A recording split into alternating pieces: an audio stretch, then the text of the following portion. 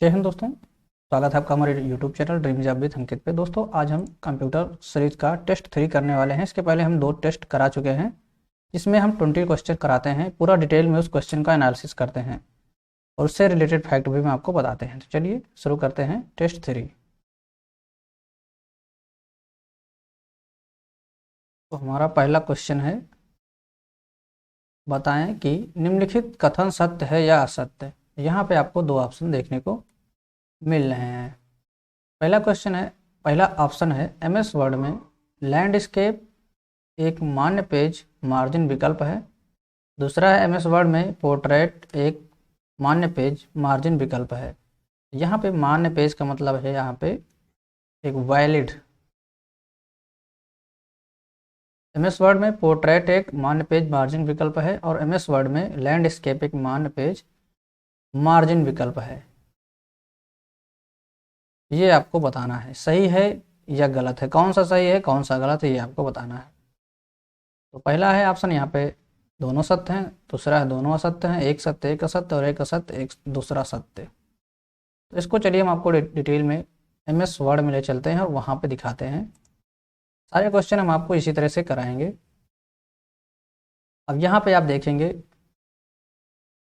जब आप लेआउट पे आएंगे तो यहाँ पे मार्जिन का विकल्प आपको मिलेगा, लेकिन मार्जिन में यहाँ पे कहीं पे लैंडस्केप पोर्ट्रेट का ऑप्शन आपको देखने को नहीं मिल रहा है। तो कहाँ पे मिलेगा वो, आप जब यहाँ पे आएंगे उसके बगल में आपको दिखेगा ओरिएंटेशन, मार्जिन के जस्ट राइट में यहाँ पे आपको पोर्ट्रेट लैंडस्केप का ऑप्शन देखने को मिल रहा है। इसके पहले की क्लास में भी हमने आपको बताया था। यहाँ पे आप पोर्ट्रेट लैंडस्केप देख पा रहे होंगे। पोर्ट्रेट का मतलब होता है ये आपका ये लंबा में रहेगा, यानी आयताकार ही रहेगा लेकिन वो ऊपर की तरफ लंबा रहेगा। और लैंडस्केप जहाँ पे जैसे इमेज में आप देख पा रहे होंगे, लैंडस्केप हॉरिजॉन्टल होता है और पोर्ट्रेट जो होता है वो खड़ा खड़ा होता है। तो मेरे हिसाब से आप यहाँ समझ गए होंगे कि इसका ऑप्शन क्या होगा। तो यहाँ पे ये भी गलत हो जाएगा और ये भी गलत हो जाएगा। ये मार्जिन में ना होके ओरिएंटेशन में होता है या फिर लेआउट में भी होता है। उसके नीचे आपको लेआउट मिल जाएगा, उसमें होता है। तो यहाँ पे ये विकल्प सही होगा, दोनों गलत हैं। नेक्स्ट क्वेश्चन है, MS वर्ड के टेबल के बारे में निम्नलिखित में से कौन सा कथन असत्य है। यहाँ पे आपको असत्य छांटना है। एक टेबल में एक रो और एक कॉलम हो सकता है। एक टेबल में केवल एक रो हो सकती है। एक टेबल में अभाज्य संख्या में कॉलम नहीं हो सकते। एक टेबल में केवल एक कॉलम हो सकता है। इसके कहने का मतलब यहाँ पे 4 ऑप्शन दिया है। चलिए हम आपको दिखाते हैं, ले चलते हैं MS वर्ड में और एक टेबल क्रिएट करते हैं। हम यहाँ से पहले एक नया पेज लेते हैं। अब ये है नया पेज। अब ये कह रहा है कि हमने यहाँ पे एक टेबल बना लिया, ठीक। ये भी एक टेबल ही है, ये एक टेबल हो गया। अब इनके कहने का मतलब है, क्वेश्चन के हिसाब से आप देखिए कि एक टेबल में केवल एक रो हो सकती है और एक कॉलम हो सकता है। तो बिल्कुल हो सकता है। यहाँ पे जो आप अभी टेबल देख रहे होंगे ये है, देखिए इसको समझ लीजिए कि एक रो है और एक ये कॉलम है। जब ज़्यादा रहते हैं तो कई लगता है, लेकिन यहाँ पे एक रो एक कॉलम से मिलकर एक टेबल ये बन गई है। तो ये सत्य बात है। तो पहला हमारा सही हो जाएगा। एक टेबल में केवल एक रो हो सकती है, बिल्कुल हो सकती है। फिर नीचे वाला है, एक टेबल में केवल एक कॉलम हो सकता है, बिल्कुल हो सकता है। उसके बाद यहाँ पे तीसरा ऑप्शन है, एक टेबल में अभाज्य संख्या में कॉलम नहीं हो सकते। यहाँ पे हमको असत्य छांटना है। तो यहाँ पे यही ऑप्शन जो है वो, इस क्वेश्चन का ये ऑप्शन सत्य है, बाकी के सभी असत्य हैं, लेकिन हमें सत्य छांटना है। तो सत्य यहाँ पे होगा ये, एक टेबल में अभाज्य संख्या में कॉलम नहीं हो सकते। इस क्वेश्चन के हिसाब से अभाज्य संख्या में कॉलम हो सकते हैं, बिल्कुल हो सकते हैं। अब बात करें अभाज्य संख्या की, तो अब अभाज्य संख्या तो आपको पता ही होगा, फिर भी नहीं पता है तो हम आपको यहाँ पे बता देते हैं। पहले इस टेबल को हम डिलीट कर देते हैं, उसके बाद हम देखते हैं। फिर दोस्तों अभाज्य संख्या जैसे 2 हो गया सबसे छोटी, 2, 3, 5, 7, 11, 13, 17, तो ये अभाज्य संख्या होती हैं। अब कह रहा है कि अभाज्य संख्या में टेबल नहीं हो सकती हैं, तो ये गलत है। हम 2 टेबल बनाएंगे, यहाँ पे 2 में हो जाएगा, 3 करेंगे 3 का हो जाएगा, 5 करेंगे 5 का हो जाएगा, 7 करेंगे 7 का हो जाएगा। देखिए 7 बाई अगर हम 7 की बनाना चाहें तो 7 बाई 7 की टेबल बन जाएगी, 5 बाई 5 की बनाना चाहें बन जाएगी। तो अभाज्य संख्या में कह रहा टेबल नहीं बन सकती, तो ऐसा नहीं है, आप जितना चाहें उतना टेबल बना सकते हैं। यहाँ पे 10 बाई 8 की लिमिट है, अगर उससे ज़्यादा बढ़ाना चाहें तो इंसर्ट टेबल करके यहाँ पे आप नंबर डाल सकते हैं कि कितने नंबर आप कॉलम चाहिए और कितने नंबर आप रो चाहिए, कितना भी बना सकते हैं, यह बन जाएगा यहाँ पे। तो मेरे ख्याल से यहाँ पे आपको ऑप्शन समझ में आ गया होगा। इसका तीसरा ही विकल्प जो है वो गलत है। उसके बाद MS वर्ड में निम्नलिखित में से कौन सा व्यू ऑप्शन दिखाता है कि आपका डॉक्यूमेंट वेब पेज के रूप में कैसा दिखाई देगा, ये यहाँ पे बताना है आपको। तो outline, web layout, print layout और रीड मोड लेआउट होना। तो यहाँ पे देखते हैं, आप ले चलते हैं MS वर्ड में। सारे क्वेश्चन हम कोशिश करेंगे आपको विद एग्जाम्पल दिखाएं। देखिए यहाँ पे राइट साइड में रहता है, आप मेरे माउस का कर्सर देख पा रहे होंगे, ये है read mode. Read mode option है जिसमें आपको एक साथ 2-2 पेज दिखते हैं, और अधिक अगर पढ़ना है आप तो यहाँ पे क्लिक करते जाइए, यहाँ पे माउस आप देख पा रहे होंगे, ये नेक्स्ट होता चला जाएगा, ये रीड मोड है। उसी के बगल में ये है प्रिंट लेआउट, जिसमें आप नॉर्मल मोड में रहते हैं तो ये प्रिंट लेआउट रहता है कि आप कोई पेज प्रिंट करेंगे तो कितना दिखेगा, किस तरह से दिखेगा, ये यहाँ पे दिखाता है।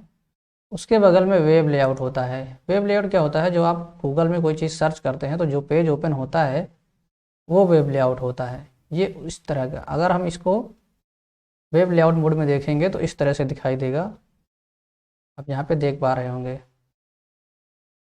ये सारा पेज जो है, थोड़ा सा हम जूम कर दिए हैं तो इस वजह से दिख रहा है। वेब लेआउट मोड में एक फ़ायदा और रहता है, यहाँ पे पेज नहीं दिखाता, कितने पेज में डॉक्यूमेंट है, कहाँ से पेज ख़त्म हो रहा है, कहाँ एंड हो शुरू हो रहा है, कुछ नहीं पता चलता है। आप इसको स्क्रॉल करते जाइए और ये नया पेज नीचे आता चला जाएगा, ये देखिए। लेकिन जब इसको प्रिंट लेआउट में रखते हैं तो इसमें पेज, देखिए यहाँ पे पेज का डिवाइडेशन पता चलता है, कहाँ से पेज एंड है, कहाँ से शुरू है, ये सब यहाँ पे पता चल जाता है कि ये पूरा मैटर आपका कितने पेज में है, ये प्रिंट लेआउट में पता चलता है। लेकिन वेब लेआउट में कुछ नहीं पता चलता, सीधे पूरा आपका जो पूरा एक वेब में बन जाता है, ये देखिए। इस तरह से आप वेबसाइट में कोई चीज़ ओपन करते हैं तो आपको नहीं पता चलता है कितने पेज में है, खींचते चले जाते हैं, चाहे जितने पेज में रहे वो ओपन होता चला जाता है। चलिए नेक्स्ट क्वेश्चन पे चलते हैं, लेकिन उससे पहले यहाँ पे देख लेते हैं इसका ऑप्शन क्या होगा। वेब लेआउट हो जाएगा। 3 ही लेआउट होते हैं, वेब लेआउट, प्रिंट लेआउट और रीड मोड होता है। आउटलाइन वेब लेआउट नहीं होता है। आउटलाइन क्या होता है, जैसे कोई मान लिया इमेज ही बना ली आपने, ये इमेज बनाया है तो इसके बाहर बाहर जो कुछ लगाया जाता है वो आउटलाइन होती है। नेक्स्ट MS वर्ड के हाल के संस्करणों, जैसे MS वर्ड 2016 में होम मेन्यू के तहत फॉन्ट कमांड समूह के भाग के रूप में निम्नलिखित में से क्या दिखाई देता है। पेस्ट दिखाई देगा, शो हाइड दिखाई देगा, फॉर्मेट प्रिंटर दिखाई देगा, चेंज केस दिखाई देगा। यहाँ पे आपको फॉन्ट कमांड देखना है, फॉन्ट कमांड के समूह के अंदर क्या दिखाई देगा। तो चलिए हम इस वर्ड हम ओपन करते हैं और आपको दिखाते हैं। तो ये है होम पेज। होम पेज के अंदर आप देखेंगे ये है फॉन्ट लेआउट। इस फॉन्ट के अंदर आपको क्या देखने को मिलेगा, यहाँ पे ये आपका है इंक्रीज फॉन्ट, ये है आपका डिक्रीज फॉन्ट, ये उसके बगल में है चेंज केस। यहाँ पे जो क्वेश्चन में दिया है चेंज केस, तो ये ऑप्शन इसका सही होगा। फॉर्मेट प्रिंटर, शो हाइड और पेस्ट, ये ऑप्शन में ये वहाँ पे आपको देखने को नहीं मिलेंगे फॉन्ट कमांड के अंदर।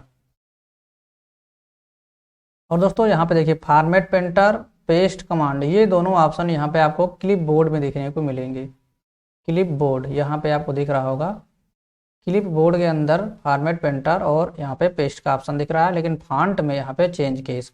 अब आप सोच रहे होंगे चेंज केस क्या होता है, तो मैं आपको ये भी बता देता हूँ। कोई ब्लैंक पेज ले लेते हैं। चेंज केस होता है, जैसे कि देखिए मैंने यहाँ पे मैं अपना नाम टाइप कर रहा हूँ यहाँ पे अंकित, ठीक, थोड़ा सा बड़ा कर दें जिससे कि आपको दिखे, ठीक, ये हो गया हमारा नाम।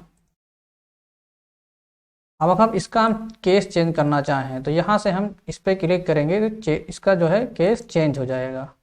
अब यहाँ पे पूछ रहा है किस तरह से केस आप रखना चाहते हैं, sentence case, lower case, upper case, capitalise each word, उसके बाद टोगल केस। टोगल केस में क्या है, पहला छोटा हो जाएगा, बाकी का स्मॉल हो जाएगा, बड़ा हो जाएगा। देखिए आपका हो गया अपर केस। सेंटेंस केस में क्या होता है, पहला कैपिटल बाकी का स्मॉल। लोअर केस में सारे स्मॉल, उसके बाद अपर केस में सारे कैपिटल। कैपिटलाइज ईच वर्ड, यहाँ पे पहला वाला अक्षर कैपिटल हो जाएगा, बाकी के अगर यानी पूरे सेंटेंस में अगर मैं यहाँ पे और आगे लिखना चाहूँ तो देखिए आप यहाँ पे पहला अक्षर जो हो रहा है, सारे वर्ड का पहला अक्षर जो है कैपिटल हो रहा है। कैपिटलाइज ईच वर्ड का पहला अक्षर कैपिटल कर रहा है, ये होता है चेंज। गूगल में क्या कर रहा है, पहला अक्षर स्मॉल कर रहा है, बाकी का कैपिटल कर रहा है। ये चीज़ आप शिफ्ट और F3 का प्रयोग करके भी कर सकते हैं कीबोर्ड से। अगर से देखिए मैं इस माउस को यहाँ पे छोड़ रहा हूँ, शिफ्ट F3 कर रहा हूँ, ये ऑटोमेटिक चेंज हो रहा है। तो ये कीबोर्ड से भी इसको कर सकते हैं। तो ये हो गया आपका चेंज केस। चलिए अब चलते हैं नेक्स्ट क्वेश्चन पे। MS एक्सेल वर्कशीट में जब आप B3 से शुरू करते हैं और B3 से G9 सेल्स की तरफ एक रेंज को सिलेक्ट करते हैं तो नेम बॉक्स में क्या प्रदर्शित होगा, ये यहाँ पे बता रहा है। और आपको देखना किस में है, MS एक्सेल में B3 से लेकर आपको G9 तक जाना है, एक सेल को सिलेक्ट करना है। तो चलिए हम MS एक्सेल भी आपको ओपन करके दिखाते हैं। ये MS एक्सेल है। MS एक्सेल में पहले आपको यहाँ पे B देखना है, कहाँ पे है, B यहाँ पे है और उसके बाद 3 यहाँ पे है। B यहाँ पे जो अल्फ़ाबेट होते हैं ये सारे कॉलम को इंडिकेट करते हैं और जो नंबर होते हैं ये रो को करते हैं। तो यहाँ पे हमारा B3 ये है और इसका जो एड्रेस है यहाँ पे ये नेम बॉक्स में दिखाई देता है, इसको नेम बार बोला जाता है, ये यहाँ पे दिखाई देता है। अब यहाँ पे जो क्वेश्चन हो रहा है कि B3 से लेकर G9 तक आपको सिलेक्ट करना है, G9 तक। और G9 कहाँ पे है, G9 हम यहाँ पे देखें तो G यहाँ है और इसका 9 यहाँ पे है, यानी ये सेल जो है G9 ही देखिए यहाँ पे इसका नेम बॉक्स यहाँ पे दिखा रहा है G9 है। तो हमें यहाँ पे B3 कहाँ पे है, मैं थोड़ा सा इसको कलर कर दूँ जिससे कि आपको क्लियर हो जाए। ये B3 है और G9 कहाँ पे है, ये वाला जो एरिया है ये 9 है। इसको मैं रेड कर दूँ, यानी आपको यहाँ से लेकर पूरा यहाँ तक का एरिया सेलेक्ट करना है। तो यहाँ पे अब यही बताना है कि जो नेम बॉक्स है इसमें क्या शो करेगा। तो आप यहाँ पे देख पा रहे होंगे यहाँ पे सिर्फ B3 ही शो कर रहा है। तो जहाँ से हम शुरू करेंगे उस सेल को एक्टिव सेल बोला जाता है, उसी से हम यहाँ पे नीचे आ रहे हैं, इस वजह से यहाँ पे इसी का एड्रेस शो हो रहा है। B3 इसका सही जवाब हो जाएगा। अगर हम यहाँ G9 से लेकर इधर कहीं जाएंगे, यहाँ से लेकर इधर जाएंगे तो देखिए सिर्फ इसी का एड्रेस शो हो रहा होगा, ये I है और ये 8 नंबर पे है। तो मेरे ख्याल से आपको यहाँ पे समझ में आ गया होगा। तो इसका जो आंसर होगा वो होगा B3, जहाँ से शुरू करेंगे वही होगा नेम बॉक्स। दोस्तों और डिटेल में हम आपको बताना चाहें एक्सेल के यहाँ पे कुछ व्यू या फिर MS वर्ड के, तो मैं आपको दिखाना चाहूँगा। ये है हमारी बुक, ई बुक, जिसको हमने नाम दिया है कंप्यूटर की ई बुक, हमने इसको बनाया है। दोस्तों ये कंप्लीट ई बुक है जो कि आपके सभी एग्ज़ाम के लिए महत्वपूर्ण साबित हो सकती है। ये टोटल 143 पेज में है और इसका प्राइस मात्र 15 रुपये है, जो कि 99 रुपये था, लेकिन इसको हमने घटा के 15 रुपये कर दिया है। अगर आप इसे लेना चाहते हैं तो यहाँ पे एक नंबर दिया गया है, इस नंबर पे आप व्हाट्सअप मैसेज करेंगे, आपको PDF वहाँ पे मिल जाएगी। तो डिटेल में इसमें सारा कुछ आपको देखने को मिलेगा, पूरी MS ऑफिस है। इसका मैं आपको इंडेक्स दिखा देता हूँ। यहाँ पे थोड़ा सा ओपन करने में प्रॉब्लम मुझे हो रही है। ये है इंडेक्स, देखिए आप यहाँ पे आपको सारी चीज़ें मिल जाएंगी। कंप्यूटर का परिचय, कंप्यूटर की बनावट, इनपुट आउट डिवाइस या computer memory, data entry, operating system, उसके बाद माइक्रोसॉफ्ट ऑफिस, माइक्रोसॉफ्ट विंडो। जब भी हम क्वेश्चन यहाँ पे करा रहे हैं माइक्रोसॉफ्ट ऑफिस के सारे क्वेश्चन हैं। डेटाबेस, डेटा संचार, नेटवर्किंग, इंटरनेट, कंप्यूटर सुरक्षा, उसके साथ साथ यहाँ पे 525 ऑब्जेक्टिव भी हम यहाँ पे रखे हुए हैं। दोस्तों इसके पेज नंबर 60 पे अगर हम आते हैं तो यहाँ पे आपको देखने को मिलेगा पूरा ये एक्सेल का व्यू है। ये है एक्टिव सेल, जहाँ पे अभी हमने माउस रख के आपको दिखाया था। जहाँ पे आपका माउस रहेगा वो एक्टिव सेल रहेगा और इसका एड्रेस यहाँ पे शो होगा। और ये है फॉन्ट बॉक्स, जिसको फॉर्मेटिंग टूल बार बोला जाता है, जो हमने आपको दिखाया। और ये आपका क्लिप बोर्ड है और यहीं पे आप देख पा रहे होंगे वह पूरा वर्कशीट विंडो है। और ये कॉलम हेडिंग इसको बोला जाता है, इसको रो हेडिंग बोला जाता है। और यहाँ पे जो पूरा दिख रहा है ये है आपका फार्मूला बार। जब भी आप कुछ लिखेंगे तो आपका इसी में शो होगा, जो भी हमने आपको दिखाया है। ये फार्मूला बार है। अगर कोई फार्मूला का प्रयोग करते हैं तो इसमें दिखता है, क्योंकि एक्सेल का प्रयोग ज़्यादातर कैलकुलेशन के लिए किया जाता है। तो यहाँ पे आपका फार्मूला बार। टाइटल बार ये है। ये क्या होता है, जब आप एक्सेल की कोई फाइल जिस नाम से रहती है वो टाइटल बार में दिखाई देता है, किस नाम से आपने इस फाइल को बनाया हुआ है, ये टाइटल बार होता है। बाकी यहाँ पे मैक्सिमाइज मिनिमाइज आप जानते ही होंगे, क्लोज करने के लिए क्रॉस वाला रहता है और मिनिमाइज करने के लिए माइनस का चिन्ह जो यहाँ पे दिखता है। और ये मैक्सिमाइज करने के लिए आपको कुछ इस तरह से दिखता है। मेरे ख्याल से यहाँ पे हमने ये स्क्रॉल बार है, तो आप जानते ही होंगे। कुछ स्पेशल फीचर यहाँ पे रहते हैं, सम वम करने के लिए, सॉर्ट करने के लिए। धीरे धीरे आपको बताया जाएगा जब ज़रूरत पड़ेगी तो। और ये है मेनू बार, ये होम मेनू, इंसर्ट मेनू, पेज लेआउट, ये सारे मेनू बार हैं। चलते हैं नेक्स्ट क्वेश्चन पे। अनाधिकृत रूप से सॉफ्टवेयर की कॉपी और वितरण करने की प्रक्रिया क्या कहलाती है? ये है आपको बताना है। तो इसका जो सही आंसर होगा वो सॉफ्टवेयर पायरेसी होगा। जो अनाधिकृत रूप से यानी अनथराइज जो है रूप से आपकी सॉफ्टवेयर की कॉपी करना और किसी को देना, दूसरे को यूज कराना, ये सारी चीज़ें सॉफ्टवेयर पायरेसी के अंतर्गत आती हैं। क्रैकिंग का मतलब क्या होता है, किसी भी सॉफ्टवेयर में आप कुछ उसमें चेंजेस करके उसको बनाना, ये क्रैकिंग कहलाता है। हैकिंग आप समझते ही होंगे, ये भी एक तरह से अनथराइज्ड यूज हुई होता है। लेकिन इसमें क्या होता है कि ज़्यादातर किसी सॉफ्टवेयर को तो ऐसे हैकिंग होती नहीं है कि वेबसाइट के थ्रू, आपने सुना ही होगा फेसबुक हैक हो गया, व्हाट्सअप हैक हो गया, ये वो हैकिंग कहा जाता है। कोई दूसरा उनके आईडी पासवर्ड से उसको हैक कर लेता है, वो उसका यूज करता है, मिसयूज करता है, वो हैकिंग कहलाता है। और सॉफ्टवेयर लिटरेसी तो यहाँ पे इसको साक्षरता से संबंधित है। इसका जो सही आंसर होगा वो दूसरा हो जाएगा। दोस्तों अगर आपको वीडियो अच्छा लग रहा हो तो लाइक कर दीजिए और चैनल पर नए हैं सब्सक्राइब नहीं किया है तो कर लीजिए। आपको ऐसे ही जानकारी हम प्रोवाइड कराते रहते हैं। निम्नलिखित में से कौन सा ऑपरेटिंग सिस्टम है, आपको ये बताना है। लिनक्स है, डिबगर है, मोजिला है, गूगल क्रोम है, तो ये आपको बताना है। इस दोस्तों यहाँ पे मोजिला फायरफॉक्स, ये देखिए हमारे में ये यहाँ पे दिख रहा होगा, ये एक ब्राउज़र होता है।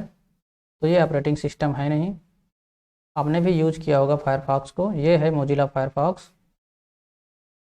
ये एक ब्राउज़र है। और इसके बगल में यहाँ पे दिख रहा होगा ये है क्रोम, ये क्रोम ब्राउज़र है, इसको भी आपने यूज ही किया होगा। और डीबगर, ये क्या होता है, जब कोई भी कंप्यूटर में बग आ जाता है, बग एक तरह समझ लीजिए वायरस ही होता है या फिर कोई ऐसी चीज़ होती है जो सिस्टम को प्रॉब्लम करती है चलने में, तो वो उसको बग बोला जाता है। बग, उसको हटाने के लिए डिबगर का प्रयोग किया जाता है, इसी टूल को डिकोड करने के लिए। उसके बाद यहाँ पे एक ऑप्शन है लिनक्स, तो ये ही एक ऑपरेटिंग सिस्टम है। अब आपको हम कुछ ऑपरेटिंग सिस्टम के एग्जाम्पल दिखाते हैं। दोस्तों हमारी जो ई बुक है उसका यहाँ पे देख पा रहे होंगे 7वां टॉपिक है ऑपरेटिंग सिस्टम, जो कि 42 से 46 पेज पे है। तो चलिए देखते हैं 42 पे क्या आ रहा है। यहाँ पे पेज नंबर हमने नीचे लिखा हुआ है क्योंकि 1-2 पेज ऊपर से लगाए हुए हैं इस वजह से। अब यहाँ पे आपको ऑपरेटिंग सिस्टम देखने को मिल जाएगा। ऑपरेटिंग सिस्टम क्या होता है? तो ऑपरेटिंग सिस्टम एक ऐसा सॉफ्टवेयर प्रोग्राम का समूह है जो मानव एप्लीकेशन सॉफ्टवेयर और कंप्यूटर हार्डवेयर के बीच संवाद स्थापित करता है। जो हम आपको अभी यहाँ पे पढ़ा रहे हैं ये सारा कुछ ऑपरेटिंग सिस्टम के थ्रू होता है। ये एक प्रकार का प्रोग्राम है जो कंप्यूटर के विभिन्न अंगों को निर्देशन देता है किस प्रकार से प्रोसेसिंग का कार्य सफल होगा। ऑपरेटिंग सिस्टम एक ऐसा सॉफ्टवेयर है जो यूजर एवं कंप्यूटर हार्डवेयर के बीच एक इंटरफेस, एक माध्यम की भांति कार्य करता है। और ऑपरेटिंग सिस्टम यहाँ पे देख पा रहे होंगे, ऑपरेटिंग सिस्टम कई प्रकार के होते हैं। एक बैच ऑपरेटिंग सिस्टम होता है, बैच प्रोसेसिंग ऑपरेटिंग सिस्टम होता है, और यहाँ पे सिंगल यूजर जिसे एक यूजर एक टाइम पे यूज कर सकता है। मल्टी यूजर जो ऑपरेटिंग सिस्टम एक समय में एक से अधिक उपयोगकर्ता को कार्य करने की अनुमति देता है उसे मल्टी यूजर ऑपरेटिंग सिस्टम कहा जाता है। सिंगल टास्किंग ऑपरेटिंग सिस्टम होता है, एक समय में एक टास्क प्रयोग कर सकते हैं। मल्टी टास्किंग क्या होता है? एक समय में कई कार्य कर सकते हैं। जैसे अभी मैं आपको देखिए PDF ओपन कर दिखाया हूँ, इसके बाद हम यहाँ पे PPT ओपन करके दिखा सकते हैं। इसी के साथ हम यहाँ पे YouTube भी चला सकते हैं। इसमें कई काम एक साथ कर सकते हैं। टेलीग्राम ओपन कर सकते हैं, कैलकुलेटर ओपन कर सकते हैं, पेंट ओपन कर सकते हैं। तो ये मल्टीटास्किंग होता है। अब हम बात करें यहाँ पे देखिए ऑपरेटिंग सिस्टम के जो प्रकार का, ये यूनिक्स है, ये भी एक तरह का ऑपरेटिंग सिस्टम है। यूनिक्स एक मल्टीटास्किंग एक वह मल्टी उपयोगकर्ता ऑपरेटिंग सिस्टम है जिसे वर्ष 1969 में विकसित किया गया था। इसे वर्ष 1973 में सी भाषा में लिखा गया। तो ये क्वेश्चन आ सकता है किस भाषा में लिखा गया है यूनिक्स? तो ये सी भाषा में लिखा गया है।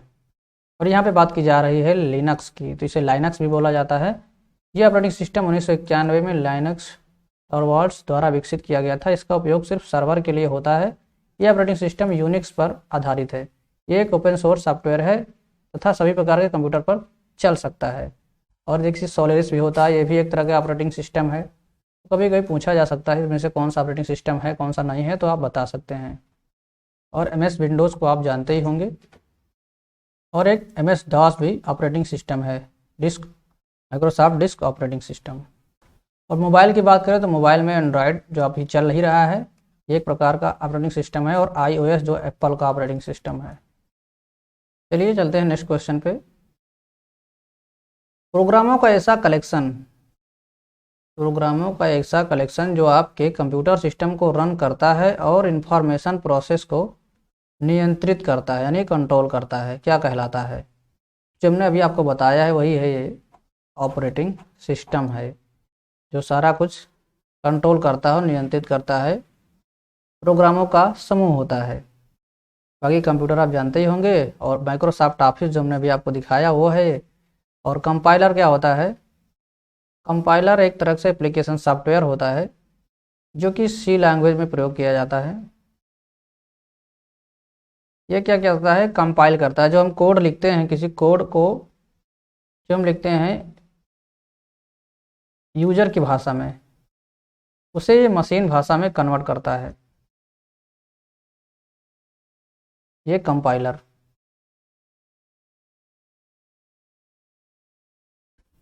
फाइल नेम्स के संदर्भ में निम्नलिखित में से कौन सा कथन गलत है, ये आपको बताना है। फाइल का नाम के संदर्भ में बता रहा है कौन सा कथन गलत है। तो पहला ऑप्शन है समान फोल्डर के अंतर्गत सभी फाइलों का नाम अलग अलग होना चाहिए। तो ये बिल्कुल सही बात है। आप एक ही, जैसे मान लिया आपने एक फोल्डर बनाया, तो उस फोल्डर में यहाँ पे अगर आपने A रखा तो दोबारा आप A नहीं रख सकते। अगर आप दोबारा A रखेंगे तो बताएगा कि यह ये फाइल ऑलरेडी उपलब्ध है। अगर आप इसको दोबारा रखना चाहते हैं तो वो A1 के नाम से हो जाएगा। फाइल का नाम डॉट से पहले आता है, तो बिल्कुल है, फाइल का नाम डॉट से पहले आता है। अगर आपने कोई भी फाइल बनाई, जैसे कि आपने बनाया पिक्चर में, अगर आपने इमेज बनाई तो आएगा A.jpg। अगर आपने डॉक्यूमेंट फाइल बनाई तो बनाएगा अगर आपने A नाम दिया है तो docx अब बनाएगा। अभी तक टेक्स्ट फाइल बनाया तो बताएगा A.txt। PDF बनाया तो बताएगा A.pdf। ये सारे बताएगा। तो फाइल का नाम डॉट से पहले आता है, बिल्कुल सही है। फाइल का एक्सटेंशन फाइलों का दूसरा नाम है, ये भी सही है। एक्सटेंशन ये होता है आपका JPG, docs, txt और PDF। इससे पता चलता है कि कौन सी फाइल है। डॉक यानी डॉक्यूमेंट फाइल है, ये टीएक्सटी फाइल है कि पीडीएफ है कि जेपीजी इमेज है, पीएनजी भी होता है, बहुत से फाइल के प्रकार होते हैं। तो ये क्या है ये बताएगा इसी तरह से। और डॉट EXE रहेगा तो इससे पता चलेगा कि ये सॉफ्टवेयर की कोई फाइल है, एप्लीकेशन सॉफ्टवेयर की। और उसके बाद फाइल एक्सटेंशन फाइल के नाम और डॉट से पहले आता है। तो यहाँ पे ये ही इसका सही आंसर है, जो कि कथन गलत है। फाइल एक्सटेंशन फाइल के नाम और डॉट से पहले आता है, ये गलत है। अब मैं आपको कुछ फाइल यहाँ पे दिखाता हूँ। इसे मैंने कुछ यहाँ पे रखी है, देखते हैं, इसको ही दिखाते हैं। जैसे ये है, अगर इसको हम अभी इसको प्रॉपर्टी में जाके देखेंगे तो यहाँ पे आप देखेंगे इसको हमने नाम दिया है 2 और ये है .jpg। दोस्तों अगर हम इसको जैसे इसको भी अगर हम एक लिखना चाहें, जैसे हमने भी आपको बताया, चलिए इसको हम ए लिखते हैं जिससे आपको समझ में आए। अगर हम इसको ए लिखना चाहें और इसको भी ए लिखना चाहें तो ये संभव नहीं होगा। ये देखिए, do you want to rename, तो ये रिनेम करने के लिए मांग रहा है। अब ये क्या करेगा, इसको यहाँ पे ए रख दिया, इसको 2 कर दिया, तो ये रिनेम कर दे रहा है। अगर एक फाइल और होती तो 3 बना देता, ये यहाँ पे होता है। अब यहाँ पे जो क्वेश्चन कह रहा है कि फाइल, जो क्वेश्चन गलत है, देखिए यहाँ पे ये हमारा कंप्यूटर का इस ई बुक का नाम है माई कंप्यूटर ई बुक, ये लोकेशन है। इसके लास्ट में आप देख पा रहे होंगे सबसे आखिरी में .pdf लगा हुआ है इसके नाम के लास्ट में।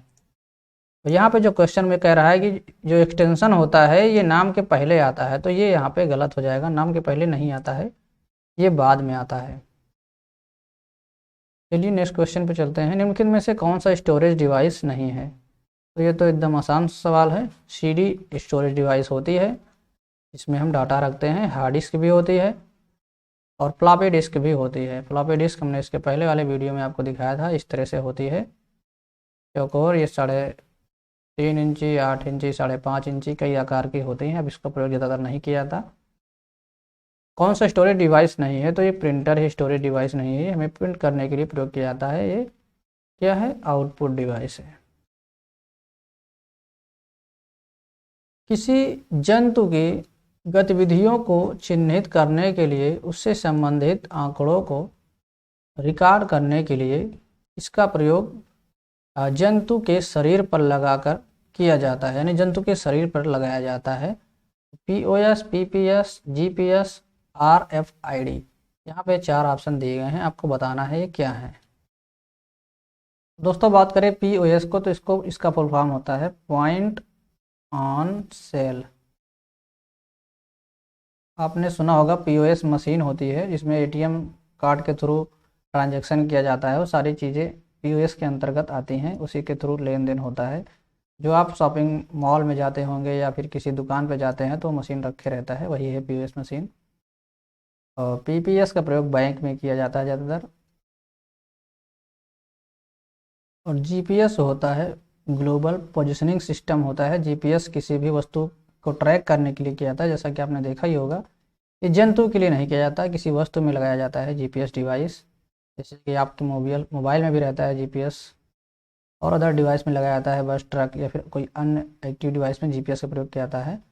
और इसके बाद इसका जो सही आंसर होगा वो RFID होगा, रेडियो फ्रिक्वेंसी आइडेंटिफिकेशन को बोला जाता है। और PPS को इसको पेमेंट सिस्टम ऐसे करके इसका फार्मूला है। इसका प्रयोग बैंक में किया जाता है। इसको भी आप लिख ही लीजिए, पॉजिटिव, मान लिया कभी पूछ ही ले, पॉजिटिव पे सिस्टम। जब लेकिन बैंकिंग टर्म में पूछेगा तभी इसका फार्मूला ये होगा, अदरवाइज बहुत से फार्मूले हो सकते हैं। तो इसका जो सही आंसर होगा वो RFID होगा, जो कि जानवरों की गतिविधियों के लिए लगाया जाता है, जानवरों के लिए। नेक्स्ट निम्नलिखित में से कौन सा केबल उच्च गति से डाटा ट्रांसमिट कर सकता है? तो यहाँ पे flat cable, coaxial cable, optic fibre cable, twisted pair cable, 4 तरह की यहाँ पे केबल दी गई हैं। अब आपको दिखाते हैं अपने ई बुक में कौन सी केबल का क्या काम है। दोस्तों सबसे पहले हम जान लेते हैं कोएक्सियल केबल क्या होती है। यह केबल के द्वारा उच्च आवृत्ति वाले डेटा को संचारित किया जाता है। यह केबल उच्च गुणवत्ता का संचार करता है। इस तार को जमीन या फिर पानी के अंदर से प्रवाहित किया जाता है, जमीन या समुद्र के नीचे से ले जाया जाता है। यह केबल के केंद्र में ठोस तार होता है जो कुचालक तार से घिरा होता है, जैसा कि आप यहाँ पे देख सकते हैं। ये है आपका कोएक्सियल केबल। और फाइबर केबल की बात करें तो यह एक नई तकनीक है जिससे धातु के तारों की जगह विशिष्ट प्रकार के ग्लास या प्लास्टिक के फाइबर का प्रयोग डेटा संचार के लिए किया जाता है। यह केबल हल्की या तीव्र गति वाली होती है। इस केबल का प्रयोग टेलीकम्युनिकेशन और नेटवर्किंग के लिए होता है। और वहाँ पे एक दिया हुआ है ट्विस्टेड पेयर केबल, यही है, इसे इथरनेट केबल या ट्विस्टेड पेयर केबल बोला जाता है। इस प्रकार के केबल में तार आपस में उलझे ट्विस्टेड होते हैं। ट्विस्टेड का मतलब एक में एक मुड़े हुए, जैसे एक मान लीजिए केबल है, दूसरी केबल इसी में इस तरह से घुस दिया जाए। इसके ऊपर कुचालक पदार्थ एक अन्य परत का बाहरी आवरण, जिसे जैकेट कहते हैं, लगा होता है। दो या दो से अधिक तार सिग्नल को प्राप्तकर्ता तक पहुंचाने के लिए दूसरा अर्थिंग के रूप में प्रयोग किया जाता है। यह केबल का प्रयोग छोटी दूरी में डेटा संचार के लिए करते हैं। इस तार का प्रयोग लैन में किया जाता है, लोकल एरिया नेटवर्क में किया जाता है। तो इसका जो सही आंसर होगा वो होगा आपका optical fibre cable. Optic fibre cable इसका सही आंसर होगा। सबसे ज़्यादा स्पीड इसी में होती है। और इसकी स्पीड की बात करें अभी तो वर्तमान में इसकी स्पीड 100 Mbps से लेकर 2 Gbps तक है। PS मतलब पर सेकंड होता है। नेक्स्ट है वह हार्डवेयर डिवाइस या सॉफ्टवेयर प्रोग्राम जो नेटवर्क्स के मध्य मैसेज भेजता है कहलाता है ब्रिज, बैकबोन, गेटवे, रूटर। चार में से एक ऑप्शन आपको बताना है कौन सा इसका सही होगा। दोस्तों बात करें यहाँ पे गेटवे की, तो गेटवे एक ऐसी युक्ति है जिसका प्रयोग दो विभिन्न नेटवर्क या प्रोटोकॉल को जोड़ने के काम आता है। इन्हें प्रोटोकॉल परिवर्तक, प्रोटोकॉल कन्वर्टर भी कहते हैं। ये फायरवॉल की तरह कार्य करते हैं। ये तो होगा गेटवे। अब बात करते हैं स्विच की, तो स्विच वे हार्डवेयर होते हैं जो विभिन्न कंप्यूटर को एक लाइन में जोड़ते हैं। स्विच को हब के स्थान पर प्रयोग किया जाता है। हब तथा स्विच के मध्य एक महत्वपूर्ण अंतर यह है कि हब स्वयं तक आने वाले डेटा को अपने प्रत्येक पोर्ट पर भेजता है, जबकि स्विच स्वयं तक आने वाले डेटा को केवल गंतव्य स्थान तक भेजा जाता है। स्विच करने के लिए इसका प्रयोग किया जाता है। और हब क्या होता है आप यहाँ पे देख पाएंगे। हब का प्रयोग ऐसे स्थान पर किया जाता है जहाँ नेटवर्क की सारी केबल मिलती हैं। ये एक प्रकार का रिपीटर होता है। ये नेटवर्क चैनलों को जोड़ने के लिए पोर्ट लगे होते हैं। आमतौर पर एक हब में 4, 8, 16 तथा 24 पोर्ट लगे होते हैं, जैसे कि ये बना दिया गया और इसमें पोर्ट यहाँ पे दे दिया गया, यहाँ पे दे दिया गया। इसमें कई सारे उपकरण एक ही साथ कनेक्ट हो जाते हैं। इसके अतिरिक्त हब का प्रत्येक पोर्ट के लिए एक इंडिकेटर लाइट लगी होती है। जब पोर्ट से जुड़ा कंप्यूटर ऑन होता है तब लाइट चलती रहती है। हब में कंप्यूटर को जोड़ना अथवा हबों को आपस में जोड़ना तथा हटाना बहुत सरल होता है। एक हब में तकरीबन 24 कंप्यूटर को जोड़ा जा सकता है। और दोस्तों एक यहाँ पे इससे अधिक कंप्यूटर को जोड़ने के लिए फिर आपको अतिरिक्त हब जोड़ा जाएगा। अतिरिक्त हब को जोड़ा जाता है और इस प्रक्रिया को यानी 2 से अधिक हबों को जोड़ने की प्रक्रिया को डेजी चेनिंग कहा जाता है। कभी कभी ये भी क्वेश्चन पूछ लेता है। अब बात करते हैं राउटर की। राउटर का प्रयोग नेटवर्क में डेटा को कहीं भी भेजने में करते हैं। इस प्रक्रिया को राउटिंग कहते हैं। राउटर एक जंक्शन की तरह कार्य करता है। बड़े नेटवर्क में एक से अधिक रूट होते हैं जिनके जरिए सूचनाएं अपने गंतव्य स्थान तक पहुंच सकते हैं। ऐसे में राउटर ये तय करते हैं कि सूचना को किस रास्ते से उसे गंतव्य तक पहुंचाना है। ये यहाँ पे राउटर का काम होता है। तो यहाँ पे इसका जो सही आंसर होगा वो रूटर ही होगा। इसको इंग्लिश में, हिंदी में रूटर बोलते हैं। राउटर इसको बोला जाता है, रूटर भी बोला जाता है। इसका सही आंसर तीसरा हो जाएगा, रूटर। जो डिवाइस सॉफ्टवेयर प्रोग्राम जो नेटवर्क के मध्य मैसेज भेजता है। यदि आप ऑपरेटिंग सिस्टम विंडोज 98 को विंडोज एक्सपी में परिवर्तित करते हैं तो आपके द्वारा किया गया कार्य क्या कहलाता है। तो इसका कार्य जो कहलाएगा वो अपग्रेड कहलाएगा। यानी आपने वर्जन को अपग्रेड किया है। अगर आप 2007 से 8 में जाते हैं या सीधे आप विंडोज 10 से 11 में जाते हैं तो इसको अपग्रेडिंग कहा जाता है। तकनीक आपको सुविधा प्रदान करते हुए वेबसाइट के संचालन में महत्वपूर्ण भूमिका निभाती है। Convergence, locator, sampling rate, global positioning system, इसको तो हमने आपको बता ही दिया। GPS जो ग्लोबल पोजिशनिंग सिस्टम हमने इसको बताया था, GPS है ये, जो कि लोकेशन के लिए काम करती है।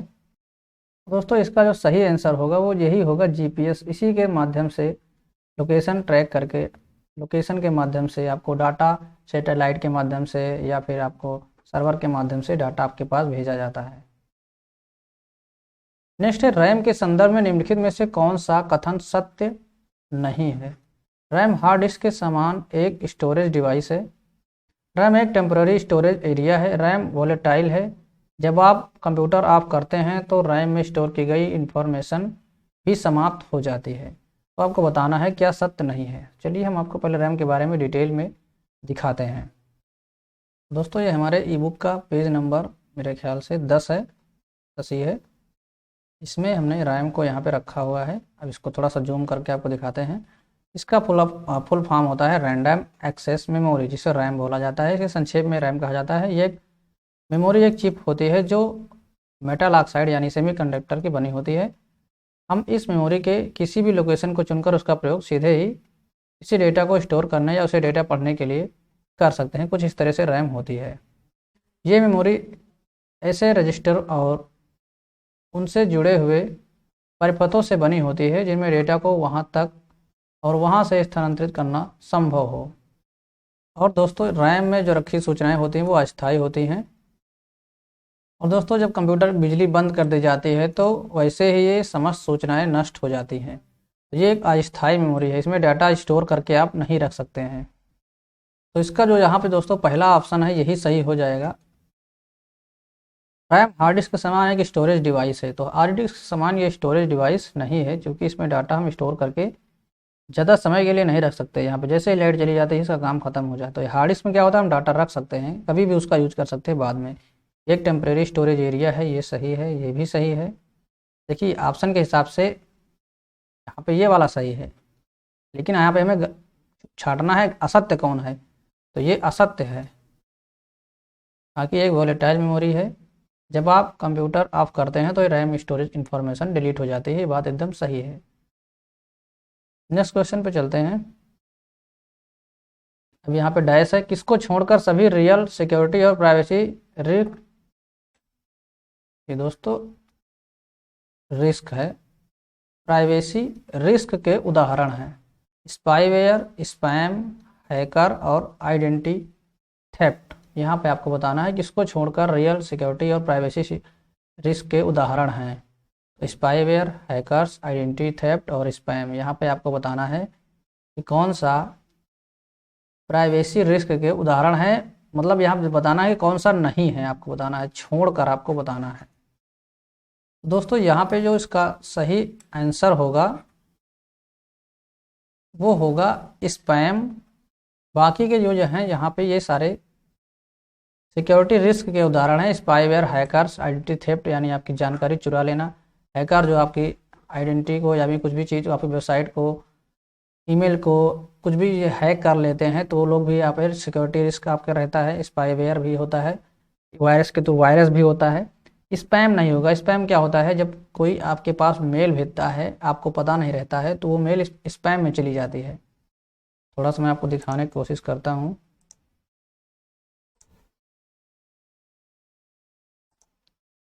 अगर कोई मेल आई होगी तो अब यहाँ दिखाएंगे। जब कोई अननोन पर्सन आपके पास मेल भेजेगा तो वो मेल स्पैम में चली जाएगी।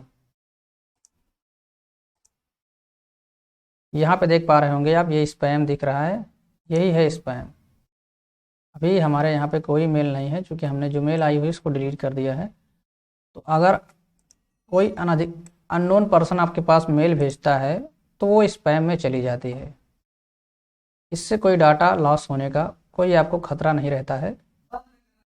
नेक्स्ट क्वेश्चन है हमारा, ऑफिस 2007 में करंट रो के पहले सेल में जाने के लिए निम्नलिखित में से किस कमांड का प्रयोग किया जाता है।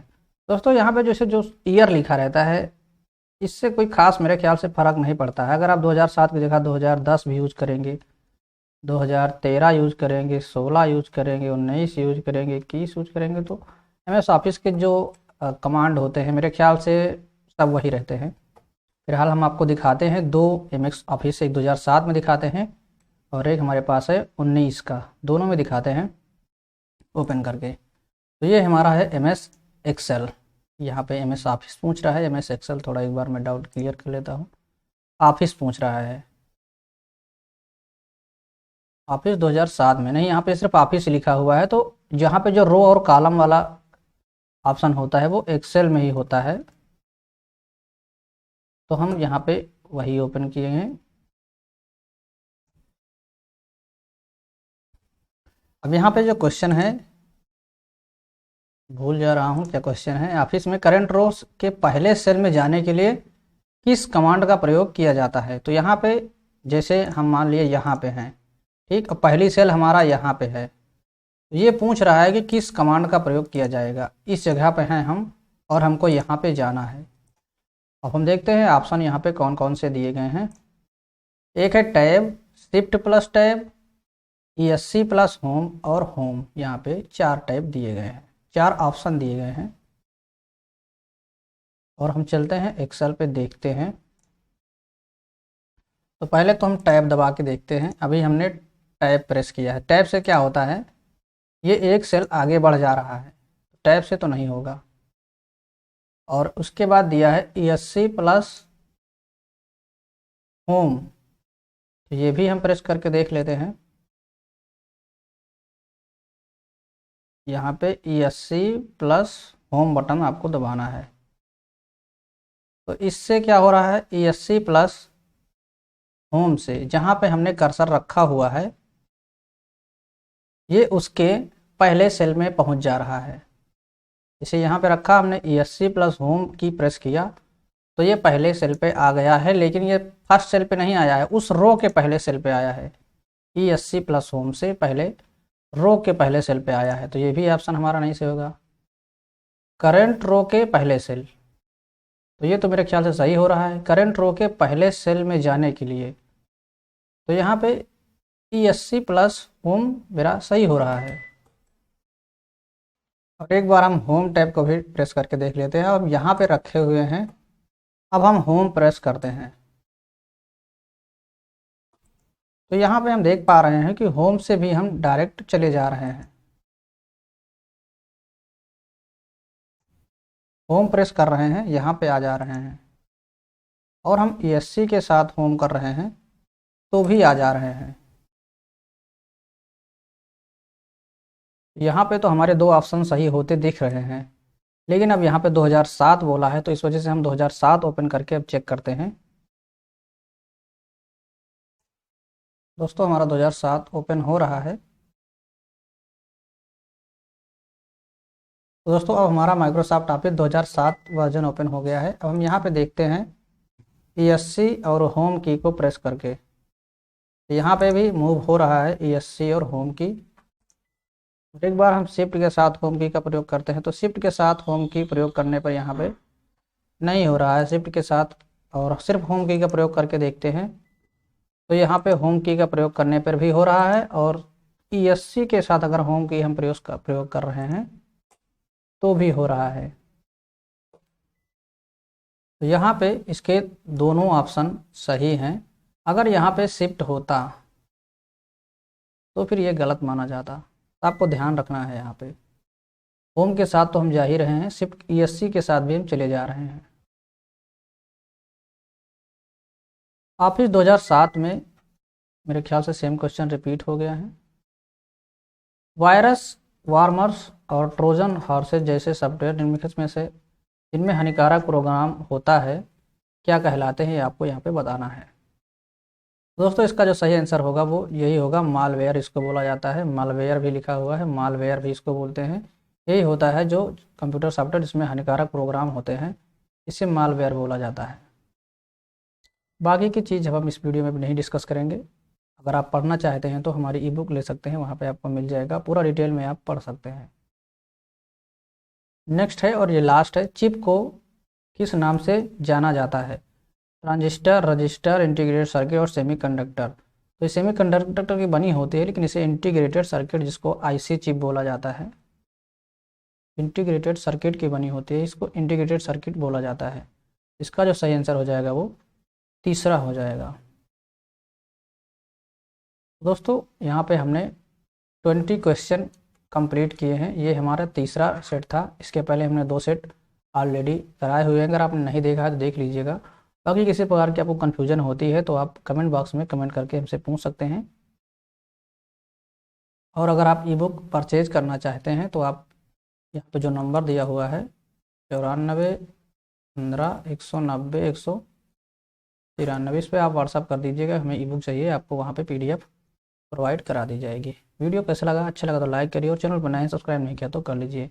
और कोई सुझाव अपने देना चाहते हैं तो वो भी आप कमेंट बॉक्स में दे सकते हैं। मिलते हैं इस वीडियो में, तब तक के लिए बाय, टेक केयर, जय हिंद, वंदे मातरम। जय हिंद दोस्तों, काफ़ी इंतज़ार के बाद आपकी कंप्यूटर की पुस्तक जो है रेडी हो गई है, और आपका जो CGL का मेंस का एग्ज़ाम है वो भी जारी, उसकी एग्ज़ाम डेट जारी कर दी गई है।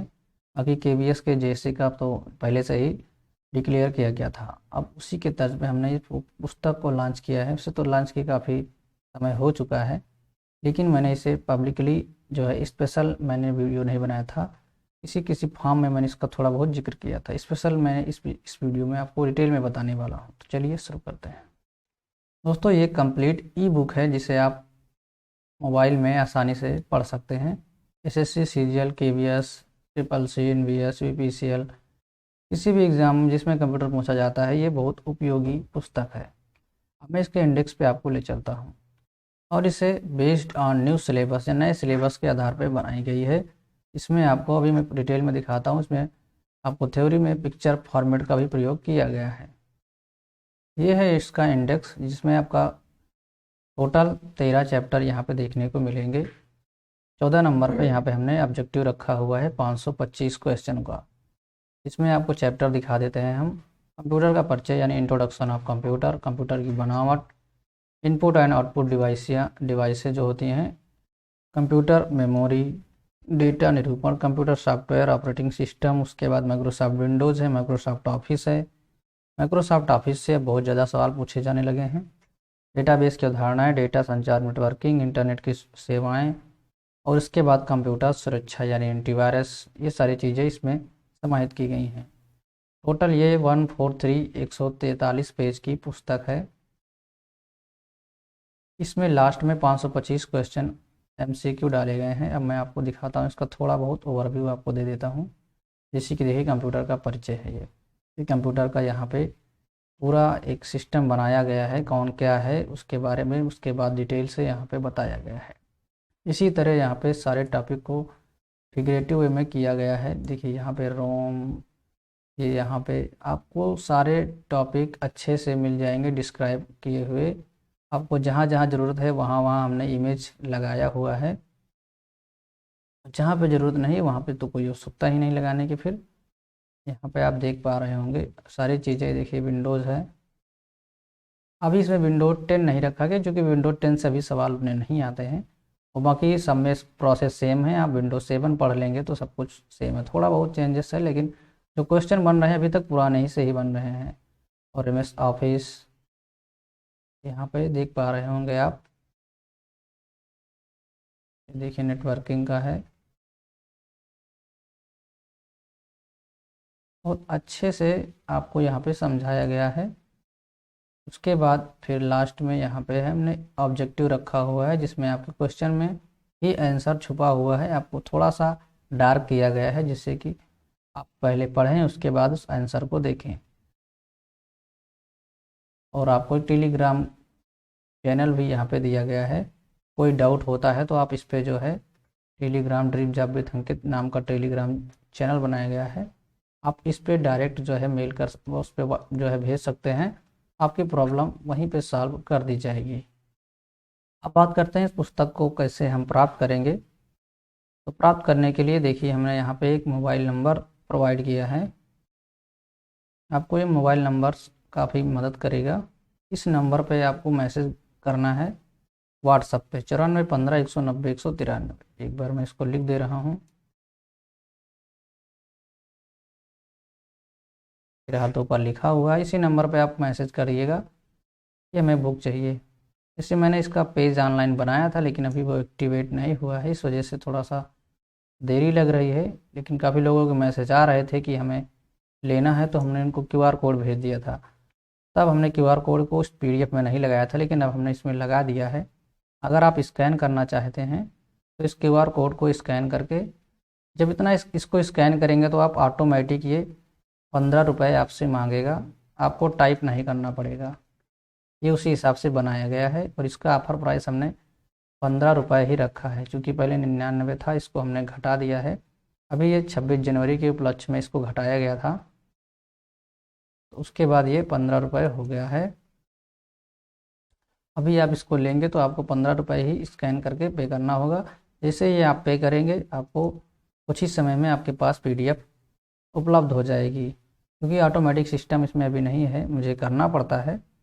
अगर मुझे समय मिलेगा तो मैं तुरंत, अदरवाइज जैसे ही आप मैसेज देखेंगे हम आपको रिप्लाई दे देंगे PDF का। और दोस्तों हम डेली शाम 8 बजे 8 PM पे हम प्रैक्टिस सेट चालू कर रहे हैं कंप्यूटर का। आज से हमारा एक वीडियो शूट हो चुका है और वो शाम को 8 बजे आपको देखने को मिल जाएगा। 8 बजे वो प्रीमियर में रहेगा, लेकिन आप समझ लीजिए हम उसको देखेंगे तो आप उसको लाइव समझ के पढ़िएगा। लगभग आधे घंटे का वीडियो रहेगा, जिसमें हमने 20 क्वेश्चन को सॉल्व कराया हुआ है। उसको देख लेंगे, इसको पढ़ लेंगे तो आपको कोई भी क्वेश्चन छूटेगा नहीं। उम्मीद करते हैं आपको वीडियो अच्छा लगा होगा। वीडियो अच्छा लगा तो लाइक करिए और चैनल पर नए हैं सब्सक्राइब नहीं किया तो कर लीजिए। कोई प्रॉब्लम होती तो आप कमेंट बॉक्स में कमेंट करके पूछ सकते हैं। मिलते हैं इस वीडियो में, तब तक के लिए बाय, टेक केयर, जय हिंद, वंदे मातरम। जय हिंद दोस्तों, इसके पहले हमने कंप्यूटर का टेस्ट 1 सॉल्व किया हुआ है, अगर आपने उसे नहीं देखा है तो देख लीजिएगा। और इस वीडियो में हम कंप्यूटर का टेस्ट 2 करेंगे, जिसमें हम आपको पूरा डिटेल में बताएंगे। तो चलिए शुरू करते हैं। हमारा पहला सवाल है, टेक्स्ट लाइन के ठीक ऊपर बहुत छोटे अक्षरों या संख्याओं को टाइप करने के लिए निम्नलिखित में से कौन सी विशेषता का उपयोग किया जाता है। यहाँ पे आपको subscript, superscript, strike through, format printer, ये यहाँ पे आपको बताना है। अब ये क्या होता है, यहाँ पे थोड़ा सा मैं आपको समझा दूँगा। आपने देखा होगा मैथ में कभी यूज़ किया होगा A² + B², इस तरह। तो जहाँ पे ये टेक्स्ट है, इसके ऊपर आपको नंबर देखने को मिला है, या फिर आपने सुना देखा होगा m की पावर n, a की पावर b। तो यहाँ पे जो पावर में चीज़ें लिखी जाती हैं वो किस तरह से लिखा जाएगा, ये यहाँ पे पूछा जा रहा है। और इसको क्या बोला जाएगा, strike, subscript, superscript, strike through या फॉर्मेट प्रिंटर। तो इसका आंसर बताने से पहले हम आपको ले चलते हैं MS ऑफिस में, MS वर्ड में आपको दिखाते हैं। जैसे कि यहाँ पे हमने ये लिख रखा है, ये देखिए, ये है a की पावर 2 यहाँ पे लिखा हुआ है। तो इसे किस तरह से लिखेंगे ये यहाँ पे हम आपको बता। जैसे मुझे लिखना है m की पावर n, तो पहले हम m लिखेंगे, फिर n लिखेंगे, फिर जिसको ऊपर करना है इसको सिलेक्ट करेंगे। और यहाँ पे जो दिख रहा है इसको बोला जाता है सुपर स्क्रिप्ट। सुपर का मतलब श्रेष्ठ, तो ये ऊपर करने के लिए सुपर करेंगे, ये m की पावर n हो गया। अगर हमको इसी को यानी गिनती में लगाना है तो इसको यहाँ से हटाएंगे, उसके बाद हम 2 लिखेंगे। और हम 2 को अगर ऊपर करना चाहते हैं तो यही इस पर हम क्लिक करेंगे तो ये ऊपर चला जाएगा। और यही यहाँ पे क्वेश्चन में पूछा जा रहा है कि ऊपर करने के लिए किसका प्रयोग करते हैं। अगर हम इसी को नीचे लगाना चाहते हैं तो यहाँ से पहले इसको हटाएंगे और फिर 2 लिखेंगे, और यहाँ पे जो इसके बगल में है इसको बोला जाता है सब स्क्रिप्ट, यानी सब मतलब उसके नीचे, ऊपर, तो ये नीचे चला आएगा। ठीक।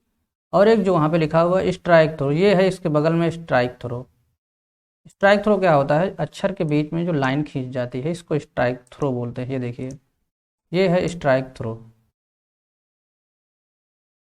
तो यहाँ पे हमारे क्वेश्चन में यही पूछा जा रहा है। तो इसका जो सही आंसर हो जाएगा, जब ठीक ऊपर पूछा है तो ठीक ऊपर के लिए सुपरस्क्रिप्ट हो जाएगा, नीचे पूछता तो सबस्क्रिप्ट होता। तो यहाँ पे हमारा इस क्वेश्चन का आंसर हो जाएगा 2। नेक्स्ट है, TCP/IP सबसे लोकप्रिय इंटरनेट प्रोटोकॉल है। TCP का पूर्ण रूप क्या है। इसका जो फुल फॉर्म होता है वो ट्रांसमिशन कंट्रोल प्रोटोकॉल होता है। ये इसका जो 3 आंसर सही हो जाएगा। यह एक प्रकार का प्रोटोकॉल होता है जो कि इंटरनेट प्रोटोकॉल के साथ काम करता है और ये बताता है किस तरह से डाटा को भेजना है। इसका जो फुल फॉर्म होगा वो ट्रांसमिशन कंट्रोल प्रोटोकॉल होगा। यहाँ पे आगे आपको ध्यान देना है, ट्रांसमिशन है, ये भेजने से संबंधित है। दोस्तों ये हमारी कंप्यूटर की ई बुक है जिसको हमने अभी लॉन्च किया है। ये आप सभी के एग्ज़ाम के लिए है।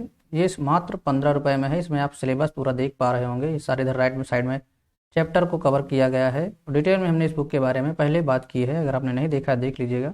यहाँ पे एक नंबर दिया गया है, इस नंबर पे आप कॉल करके, इस नंबर पे आप मैसेज करिएगा, कॉल मत करिएगा। 9415, एक बार मैं और लिख देता हूँ,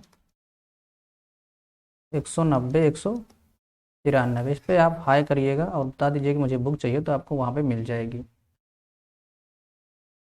नेक्स्ट है MS वर्ड में चयनित टेक्स्ट को काटने के लिए कीबोर्ड शॉर्टकट क्या है।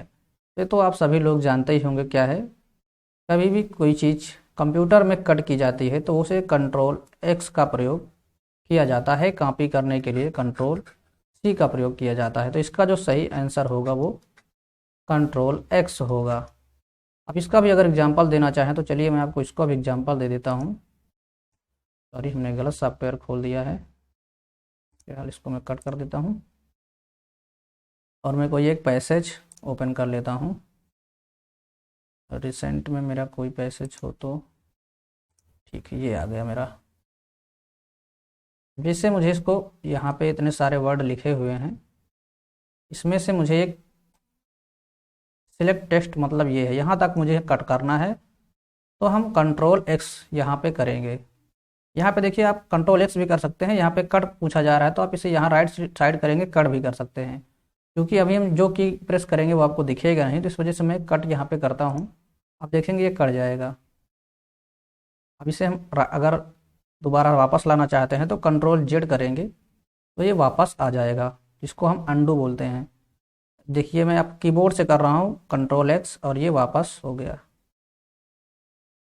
Ctrl+Z, ये आ गया। अगर हम इसी को कॉपी करना चाहें तो अभी हमारा ये सिलेक्ट है, Ctrl+C करेंगे, ये कॉपी हो जाएगा। अब इसको हमको कहीं पेस्ट करना है बाहर तो Ctrl+V करेंगे तो ये पेस्ट हो जाएगा। या फिर अगर कीबोर्ड से करेंगे तो राइट क्लिक करके यहाँ पे पेस्ट का ऑप्शन मिलेगा, आप इसे पेस्ट कर सकते हैं। मेरे ख्याल से आपको यहाँ पे क्लियर हो गया होगा। इसका सही आंसर होगा Ctrl+X, ना कि Alt+X। निम्नलिखित में से किस कीबोर्ड शॉर्टकट का प्रयोग क्रोम ब्राउज़र में वर्तमान में खोले गए बुकमार्क्स को जोड़ने के लिए किया जाता है, यानी बुकमार्क्स को ऐड करने के लिए किया जाता है। लैंग्वेज से मेरे ख्याल से कोई खास फर्क पड़ेगा नहीं, और इतने सभी कोई इतना इंग्लिश वाला नहीं है। यहाँ पे मैं आपको लगभग सारी चीज़ें क्लियर कर रहा हूँ, तो कोई भाषा यहाँ पे माध्यम गड़बड़ नहीं करेगी। बुकमार्क्स को ऐड करने के लिए क्रोम ब्राउज़र में क्या प्रयोग किया जाता है? Alt+B, Ctrl+M, Ctrl+V और Ctrl+D। यहाँ पे ये चीज़ें आपको, इसमें से एक सही है, वो कौन सा है? तो चलिए मैं आपको क्रोम ब्राउज़र ओपन करके दिखाता हूँ। अब ये है हमारा क्रोम ब्राउज़र। सबसे पहले जान लेते हैं बुकमार्क्स होता क्या है। ये यहाँ पे आप देख पा रहे होंगे यूट्यूब, इलाहाबाद हाई कोर्ट, कुर्तदेव, textbook, office wise report, ये सारे जो हमने यहाँ पे रखे हुए हैं, हमारे पास बहुत सारे हैं। ये देखिए, आधार लिंक, ये जो दिख रहे हैं आपको, ये सारे बुकमार्क्स हैं। बुकमार्क्स से फ़ायदा ये होता है कि हमको वेबसाइट दोबारा कभी ढूंढनी नहीं पड़ती है और आसानी से आ जाती है। जैसे कि मुझे अगर अभी यूट्यूब खोलना होगा तो मैं यूट्यूब पर क्लिक करूँगा, टाइप में नहीं करना पड़ेगा, यूट्यूब खुल जाएगा। ठीक इसी तरह से अगर मुझे अभी इलाहाबाद हाई कोर्ट की वेबसाइट पर जाना है तो मैं इसको सिलेक्ट करूँगा, ये इलाहाबाद हाई कोर्ट पे आ जाऊँगा। इसी तरह अगर मुझे टेक्स्ट बुक पे जाना है तो मैं यहाँ पे क्लिक करूँगा, टेक्स्ट बुक पे आ जाऊँगा। ये सारा यहाँ पे है। इसी तरह मुझे राशन कार्ड की वेबसाइट पे जाना है तो ये मैं यहाँ पे FCS UP पे आ गया हूँ। ये फ़ायदा होता है बुकमार्क्स का। अब कोई भी वेबसाइट को आप बुकमार्क्स कर सकते हैं। तो इसे किस तरह से किया जाता है? अब मैं एक नई वेबसाइट आपके सामने ओपन करता हूँ।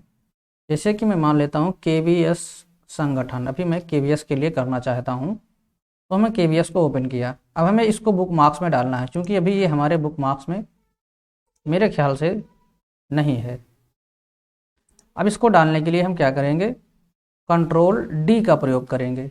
Ctrl+D, देखिए बुकमार्क्स एडिट का ऑप्शन दे रहा है।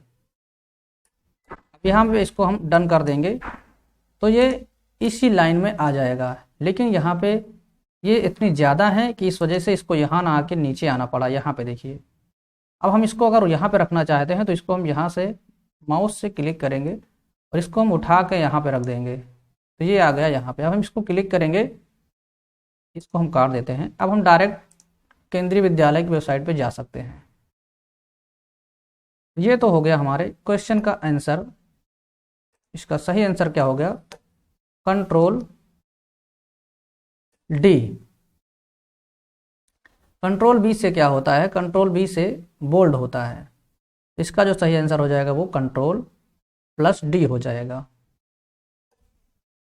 और अगर कंट्रोल एम के बारे में पूछे तो कंट्रोल एम का प्रयोग किया जाता है नई स्लाइड को जोड़ने के लिए। ये पावर पॉइंट में किया जाता है नई स्लाइड को ऐड करने के लिए। जैसे कि मैं अभी यहाँ पे पावर पॉइंट ओपन किया हूँ, ये हमारा पावर पॉइंट है। ठीक, अभी हम यहाँ पे आपके किस सवाल पे हैं? मेरे ख्याल से इस सवाल पे हैं। अगर हम यहाँ पे एक नई स्लाइड जोड़ना चाहते हैं तो हम कंट्रोल एम करेंगे, ना कि एन, कंट्रोल एम करेंगे। यहाँ से ये नई स्लाइड जुड़ जाएगी। तो इसका प्रयोग किया जाता है कंट्रोल एम के लिए। तो यहाँ पे क्लियर हो गया होगा आपको, कंट्रोल डी इसका सही आंसर होगा। चलते हैं नेक्स्ट में। निम्नलिखित में कौन सा कथन असत्य है? यानी आपको यहाँ पे गलत छांटना है। एमएस वर्ड में एक ही पैराग्राफ में बाएं और दाएं दोनों संरेखण हो सकते हैं। इसको इंग्लिश में अलाइनमेंट बोला जाता है। लेफ्ट और राइट अलाइनमेंट आपके साथ साथ हो सकते हैं। इसे कहने का मतलब ये है, एमएस वर्ड में कंट्रोल प्लस इंटर दबाकर एक पैराग्राफ बनाया जाता है, ये यहाँ पे बोला जा रहा है। तो ये सही है या गलत, इसमें से आपका कौन सा सही है कौन सा गलत है, ये आपके ऑप्शन नीचे दिए गए हैं, अब आपको यहाँ पे बताना है। अब दोस्तों हमने कंप्यूटर में यहाँ पे एक पैराग्राफ ओपन किया हुआ है। अब इससे कहने का मतलब यह है कि एक साथ आप इस पैराग्राफ को लेफ्ट और राइट अलाइनमेंट कर सकते हैं। तो ये गलत है। लेफ्ट और राइट अलाइनमेंट एक साथ नहीं हो सकता है। या तो आप इसको लेफ्ट में ही कर सकते हैं। देखिए प्रेजेंट टाइम में ये लेफ्ट में है, यहाँ पे आप देख पा रहे होंगे कंट्रोल एल से लेफ्ट में जाता है, और राइट में करना चाहें तो कंट्रोल प्लस आर से ये राइट में चला जाएगा। ये देखिए कंट्रोल, ये राइट में है और ये लेफ्ट में है। एक साथ दोनों ये ना तो लेफ्ट में हो सकता है एक साथ, ना ही राइट में, एक ही एक साथ हो सकता है। मतलब एक साथ नहीं होगा, ये या तो लेफ्ट में ही रहेगा या तो राइट में ही रहेगा। जिससे मैंने इसको लेफ्ट में रखा है, वहीं पे हमने दूसरा पैराग्राफ यहाँ पे ओपन किया हुआ है, इसको हम राइट में कर सकते हैं। लेकिन हमारा जो सवाल है यहाँ पे आप देख पा रहे होंगे, एमएस वर्ड में एक ही पैराग्राफ में बाएं और दाएं दोनों संरेखण हो सकते हैं। तो यहाँ पे नहीं हो सकता, अलग अलग हो सकता है लेकिन एक साथ नहीं हो सकता। एक ही पैराग्राफ हमारा यही है, या तो इसको हम बाएं ही कर सकते हैं या तो इसको हम दाएं ही कर सकते हैं, दोनों साथ में नहीं कर सकते हैं। और दूसरा यहाँ पे जो क्वेश्चन है वो ये है, एमएस वर्ड में कंट्रोल प्लस इंटर दबाकर एक पैराग्राफ बनाया जाता है। तो इसको भी देख लेते हैं। अब हम यहाँ पे हैं, ऐसा करते हैं, इसको हम इसी में मिलाते हैं जिससे कि आपको थोड़ा सा समझ में आ जाए। अब मैं ये सोच रहा हूँ कि हम यहाँ से कंट्रोल प्लस इंटर दबाऊं और एक पैराग्राफ हमारा दूसरा बन जाए। तो दोस्तों यहाँ पे आप देख पा रहे होंगे दूसरा पैराग्राफ यहाँ पे नहीं बन रहा है और ये हमें लेके चला आ रहा है एक नए पेज पे। अब अगर हम यहाँ पे कंट्रोल प्लस इंटर दबा रहे हैं तो ये हमें नया पेज ओपन करते चला जा रहा है। देखिए अभी यहाँ पे 9 पेज हो गए हैं। अब अगर ब्लैंक में भी अगर हम कंट्रोल प्लस इंटर दबाते हैं तो ये नया पेज हमें ओपन करके देता चला जा रहा है। तो कंट्रोल प्लस इंटर से हम एक नया ब्लैंक पेज के शुरुआत में आ जाते हैं, ना कि हमें एक नया पैराग्राफ मिलता है। जिससे हमें इसको यहाँ से कट करना है, इतने मैटर को हमें नए पेज पे ले आना है। तब हम यहाँ से कंट्रोल इंटर करेंगे तो ये इतना मैटर हमारा नए पेज पे आ जाएगा, लेकिन पैराग्राफ चेंज नहीं होगा। पैराग्राफ चेंज करने का मतलब है कि उसी के नीचे दूसरा एक लाइन छोड़ के दूसरा पैराग्राफ यहाँ से चालू हो जाए। तो जो इसका सही आंसर हो जाएगा वो यहाँ पे तीसरा होगा ना, तो एक मतलब एक और दो दोनों यहाँ पे गलत हैं। चलते हैं नेक्स्ट क्वेश्चन पे। OSI का विस्तारित रूप क्या है? तो अगर इंग्लिश में लिखना चाहें तो OSI एक मॉडल होता है, इसी का यहाँ पे पूछा जा रहा है विस्तृत रूप। तो इसका जो विस्तृत रूप होगा वो होगा ओपन सिस्टम इंटर कनेक्शन। ये एक मॉडल होता है इसमें किस तरह से डाटा आपके पास भेजा जाता है, किस तरह से डाटा रिसीव किया जाता है, ये पता चलता है। इसके यहाँ पे 7 लेयरें होती हैं, ये मैं आपको दिखा देता हूँ। यहाँ पे देखिए, application layer, presentation layer, session layer, transport layer, network layer, data link layer, physical layer. Total ये 7 लेयर होती हैं। इसी के माध्यम से डेटा भेजा जाता है और डेटा को रिसीव भी किया जाता है। और हार्ट ऑफ OSI को ट्रांसपोर्ट लेयर बोला जाता है। और यहाँ पे हार्डवेयर लेयर होती है फिजिकल लेयर। और यहाँ पे जो सबसे ऊपर सॉफ्टवेयर लेयर होती है वो एप्लीकेशन लेयर होती है। तो कभी कभी पूछ लेता है यहाँ पे, इसको अगर शॉर्ट फॉर्म में याद करना हो तो आप इसको इस तरह से याद करते हैं, PDNTSPA। Physical layer, data link layer, network layer, transport layer, उसके बाद सेशन लेयर, प्रेजेंटेशन लेयर और ये एप्लीकेशन लेयर होती है। जब कोई भेजता है डाटा तो इस तरह से भेजता है, और जब कोई रिसीव करता है तो नीचे से ऊपर की तरफ रिसीव किया जाता है। नेक्स्ट क्वेश्चन है, धातु या प्लास्टिक से निर्मित वह आवरण जो कंप्यूटर के फिजिकल यानी आंतरिक घटकों को सुरक्षा प्रदान करता है, वो क्या है? CPU है, स्टोरेज डिवाइस है, मदरबोर्ड है और सिस्टम यूनिट है। तो पहले इसको मैं आपको दिखाना चाहूँगा। ये है, इसी की बात यहाँ पे की जा रही है। तो ये है सिस्टम यूनिट, जो कि आपके कंप्यूटर को पूरा जो है आवरण है, जो कंप्यूटर को फिजिकल डैमेज से बचाता है, सुरक्षा प्रदान करता है। इसी के अंदर आपका CPU, स्टोरेज डिवाइस, मदरबोर्ड, सारी चीज़ें इसके अंदर इंक्लूड होती हैं। इसका जो आंसर हो जाएगा सिस्टम यूनिट हो जाएगा। निम्नलिखित में कौन सा कंप्यूटर प्रोग्रामिंग लैंग्वेज नहीं है? तो आपने सुना होगा C लैंग्वेज, ये है कंप्यूटर। C++ ये भी है। और फोर्ट्रैन, जिसको फार्मूला ट्रांसलेशन बोला जाता है, ट्रांसफॉर्मेशन। यहाँ से फार से हो जाएगा फार्मूला। इसमें मैथमेटिकल टर्म में इसका प्रयोग किया जाता है। और ट्रांसलेशन, उसके बाद नेक्स्ट है विंडो। तो विंडो एक, यहाँ पे इसका जो आंसर होगा वो विंडो होगा, क्योंकि विंडो जो है एक प्रोग्रामिंग लैंग्वेज नहीं है। ये क्या है? ये एक ऑपरेटिंग सिस्टम है।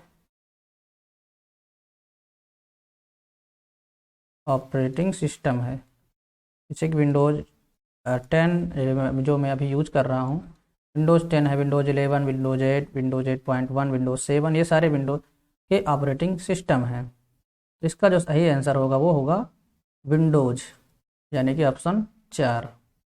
और भी लैंग्वेज हैं, कोबोल हो गया, HTML हो गया, common business oriented language, hyper text markup language, ये HTML है, जावा, पाइथन, बहुत सारी लैंग्वेज होती हैं। सूचना कूटांकन, इसको इंग्लिश में इंस्क्रिप्शन बोला जाता है। इंस्क्रिप्शन एक सुरक्षित विधि है, लेकिन यह डिजिटल, यहाँ पे जो पेस्ट लिखा हुआ है मेरे ख्याल से ये गलत है, इसको पैकेट होना चाहिए, पैकेट्स। और हैकर्स को रोकने के लिए कोई उपाय नहीं करता। इस उद्देश्य की पूर्ति के लिए हमें किसकी आवश्यकता होती है? यानी जो सूचना इंस्क्रिप्शन है ये आपके डिजिटल पैकेट, जो आपके डाटा पैकेट्स होते हैं और हैकर होते हैं, उसको रोकने के लिए कोई उपाय नहीं करता है। तो इसको रोकने के लिए हमें किसका प्रयोग किया जाएगा? रूटर्स का प्रयोग किया जाएगा, ब्रिज का प्रयोग किया जाएगा, हब का प्रयोग किया जाएगा, या फायरवॉल का प्रयोग किया जाएगा? इसका जो सही आंसर होगा वो होगा फायरवॉल। इसके माध्यम से हम कंप्यूटर के डाटा पैकेट्स और हैकर से सुरक्षित रख सकते हैं। क्या होता है फायरवॉल, मैं आपको दिखाना चाहूँगा। ये देखिए, विंडोज़ 10 में तो ये बाय डिफ़ॉल्ट, वैसे सभी विंडो में रहता है। ये देखिए, फायरवॉल एंड नेटवर्क प्रोटेक्शन, मेरा फायरवॉल इज ऑन। ये आपका सुरक्षित करता है और आपके डेटा को जो है डाटा को भी सुरक्षित रखता है और हैकर से जो आपकी इनवैलिड एक्टिविटी होती है उसको रोकता है। इसका जो सही आंसर हो जाएगा वो चौथा हो जाएगा। नेक्स्ट क्वेश्चन ये भी उसी पे बेस्ड है। निम्नलिखित के विरुद्ध सुरक्षा करने के लिए फायरवॉल का प्रयोग किया जाता है। जैसा कि मैंने आपको बताया, unauthorised attack, virus attack, data driven attacks और फायर अटैक। ये फायर अटैक मतलब हो गया आपका आग से बचाने के लिए तो नहीं होता है, ये अनऑथराइज्ड अटैक होता है। कोई भी थर्ड पार्टी पर्सन अगर आपके सिस्टम पे अटैक करता है तो ये उसके लिए होता है। वायरस के लिए आपका एंटीवायरस का प्रयोग किया जाता है। तो इसका जो सही आंसर होगा वो अनऑथराइज्ड अटैक्स के लिए होता है। नेक्स्ट, निम्नलिखित में कौन स्टोरेज डिवाइस नहीं है? स्टोरेज डिवाइस कौन नहीं है? हार्ड डिस्क है, सीडी भी है, फ्लॉपी डिस्क ये भी है, और बचता है लास्ट में यहाँ पे इनमें से कोई नहीं है। तो इसका जो सही आंसर होगा यही होगा, नहीं है, चूंकि यहाँ पे पूछा गया है तो चौथा ही इसका सही हो जाएगा। फ्लॉपी डिस्क आपने इसके पहले वाले वीडियो में आपको फ्लॉपी डिस्क दिखाया था, और हार्ड डिस्क आपने देखा ही होगा, और सीडी भी आपने देखा होगा। ये सीडी हो गई, और हार्ड डिस्क कई तरह की होती हैं जो कि एक बंद बॉक्स की तरह होती है। ये हार्ड डिस्क हो गई, तरह की बनी होती है। और जो फ्लॉपी डिस्क होती है वो चौकोर होती है। थोड़ा सा मैं आपको दिखाना चाहूँ, जो आपने देखा होगा मेमोरी कार्ड, ये उसी आकार की होती है। यहाँ पे थोड़ा सा ये इस तरह से बनी होती है। मैं चाहूँ तो आपको दिखा सकता हूँ, कोई दिक्कत नहीं है, दिख जाएगा, लेकिन मैं आपको थोड़ा समझाता हूँ। इस वजह से यहाँ पे ये इस तरह से बनी होती है। ये फ्लॉपी डिस्क हो गई। नेक्स्ट, निम्नलिखित में से सिग्नल के मॉड्यूलेशन और वी मॉड्यूलेशन नहीं होता,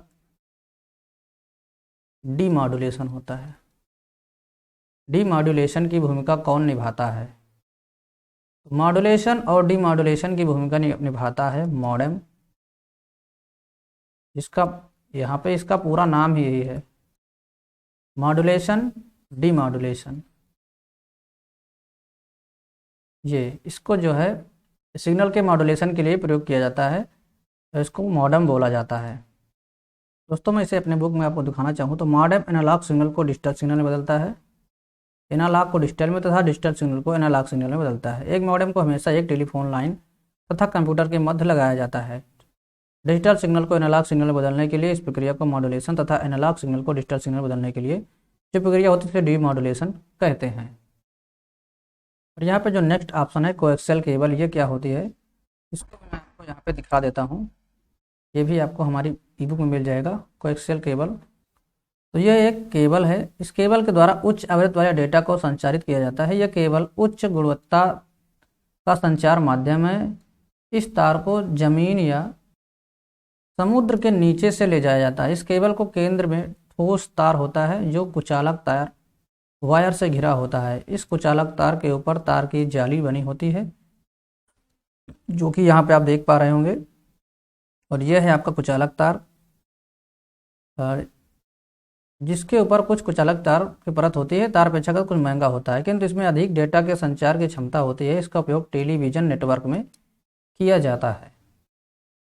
उसके बाद यहाँ पे फाइबर ऑप्टिक केबल है, और यहीं पे एक ऑप्शन आपको सैटेलाइट का भी मिल जाएगा। तो सैटेलाइट आप जानते ही होंगे, जो कि अंतरिक्ष में लगाई जाती है। सैटेलाइट संचार तीव्र गति का डेटा संचार माध्यम है। यह लंबी दूरी के संचार के लिए सबसे ज़्यादा संचार माध्यम है। अंतरिक्ष में स्थित सैटेलाइट उपग्रह को जमीन पर स्थित स्टेशन से सिग्नल भेजते हैं तथा सैटेलाइट उस सिग्नल का विस्तार करके उसे किसी दूसरे दूर स्थित स्टेशन पर वापस भेज देता है। इस सिस्टम के द्वारा एक बड़ी मात्रा में डेटा को अधिकतम दूरी तक भेजा जा सकता है। इसका प्रयोग फ़ोन, टीवी, इंटरनेट आदि के सिग्नल भेजने के लिए किया जाता है। तो हम लोग के पास जो सिग्नल आते हैं टावर के माध्यम से, वो पहले सैटेलाइट पर जाते हैं, सैटेलाइट से टावर पे आते हैं, टावर के बाद फिर हमारे मोबाइल पे आते हैं। और जो नेक्स्ट ऑप्शन है वो एम्पलीफायर का है। एम्पलीफायर आप समझते हैं किसी भी चीज़ को प्रवर्धित करने के लिए किया जाता है। जैसे कोई भी वॉइस, जैसे आप ने सुना होगा जो माइक से बोला जाता है, तो एक तरह का एम्पलीफायर ही होता है जो आपकी आवाज़ को एम्पलीफाई करता है, यानी दूर तक भेजने के लिए काम करता है। उसी तरह नेटवर्क में भी प्रयोग किया जाता है आपकी जो स्पीड है उसको बढ़ाने के लिए। निम्नलिखित में से सेंट्रल प्रोसेसिंग यूनिट, जिसको सीपीयू बोला जाता है, का घटक है। क्या होता है सीपीयू के अंदर? Arithmetic logic unit mouse, arithmetic logic unit control unit, arithmetic logic unit integrated circuit और कंट्रोल यूनिट मॉनिटर। तो इसका जो सही आंसर होगा वो होगा अरिथमेटिक लॉजिक यूनिट यानी ALU प्लस CU। यहाँ पे ये इसका सही आंसर हो जाएगा। ये आपके लॉजिकल जो सिस्टम होता है वो ये सही प्रोवाइड कराता है। उसके बाद कंट्रोल यूनिट उस पर कंट्रोलिंग करने का काम करता है। तो ये दोनों मिलकर सीपीयू के घटक का निर्माण करते हैं। अब उसके बाद पूछता है CAD कैड क्या है? कैड से आपका क्या तात्पर्य है? Computer aided design, computer algorithm for design, computer application in design, computer assistant designing. तो इसका जो फुल फॉर्म होगा वही होगा कंप्यूटर एडेड डिजाइन। कैड का प्रयोग ज़्यादातर जो डिप्लोमा पॉलिटेक्निक वाले के करते हैं, वो लोग यहाँ पे सिविल इंजीनियर जो लोग होते हैं ये 3D डिजाइन का प्रयोग बनाने के लिए कैड का प्रयोग किया जाता है। जो आप देखे होंगे मकान बना देते हैं, कोई बड़ी बड़ी बिल्डिंग जो है बना देते हैं, किसी भी आकृति को 3D डिजाइन बनाने के लिए कैड का प्रयोग किया जाता है। कंप्यूटर एडेड डिजाइन इसका पूरा नाम होता है। फिर है कॉमन डाटा एलिमेंट्स का निम्नलिखित में से बढ़ते यानी छोटे से बढ़ते क्रमानुसार सही व्यवस्थित रूप कौन सा है? आपको यहाँ पे ये बताना है। दोस्तों ये भी आपको हमारी बुक में मिल जाएगा। देखिए यहाँ पे टेबल है, फील्ड है, उसके बाद रिकॉर्ड है, क्वेरी है, और यहाँ पे आपको फॉर्म भी देखने को मिल रहा है, रिपोर्ट भी देखने को मिल रहा है। ये सारी चीज़ें यहाँ पे आपको दी गई हैं, बशर्ते यहाँ पे आपको एक ऑर्डर डिसाइड करना है। दोस्तों यहाँ पे देख पा रहे होंगे सारणी के प्रत्येक स्तंभ को फील्ड कहते हैं और सारणी के प्रत्येक पंक्ति को रिकॉर्ड कहते हैं। यानी ये जो पंक्ति दिख रही है ये आपकी रिकॉर्ड है और ये जो ये दिख रहा है आपका स्तंभ है, ये आपका फील्ड है। और इसमें जो डेटा है इसको जो है आपका बिट या फिर कैरेक्टर बोला जाता है। तो इसका जो सही ऑर्डर होगा वो ऑप्शन ए होगा। पहले कैरेक्टर होगा, फिर फील्ड होगा, फिर रिकॉर्ड होगा, फिर फाइल होगा, उसके बाद ये डाटाबेस के अंतर्गत आएगा। इसका जो सही ऑप्शन है वो ए ऑप्शन इसका सही हो जाएगा। Character, field, record, file, database. अब सभी वर्ड डॉक्यूमेंट्स के लिए डिफ़ॉल्ट फाइल एक्सटेंशन क्या है यहाँ पे ये आपको बताना है। तो हम आपको वर्ड फाइल ओपन करके दिखाते हैं। जैसे कि मैंने मान लिया यही फाइल ओपन की हुई है। तो इसका एक्सटेंशन क्या होता है? एक्सटेंशन का मतलब ये होता है जब आप ये फाइल को सेव करते हैं तो जो भी डॉट के बाद लिखा होता है वो एक्सटेंशन होता है। जैसे कि अभी हम इसी पे चेक करें, अगर इसको हम सेव करते हैं कहीं पे, चलिए म्यूजिक में ही कर देते हैं, या फिर हमारे में ऑलरेडी रखी हुई है, मैं इसी को देख लेता हूँ। यहाँ पर देखिए doc3 के नाम से फाइल रखी हुई है। अब इसकी अगर हम प्रॉपर्टी चेक करूँ तो यहाँ पे आप देखेंगे .docx लिखा हुआ है, .docx, ये इसका एक्सटेंशन फाइल है। क्वेश्चन में यही पूछा जा रहा है तभी MS वर्ड के लिए डिफ़ॉल्ट फाइल एक्सटेंशन क्या है? तो इसका जो सही आंसर है वो होगा .doc।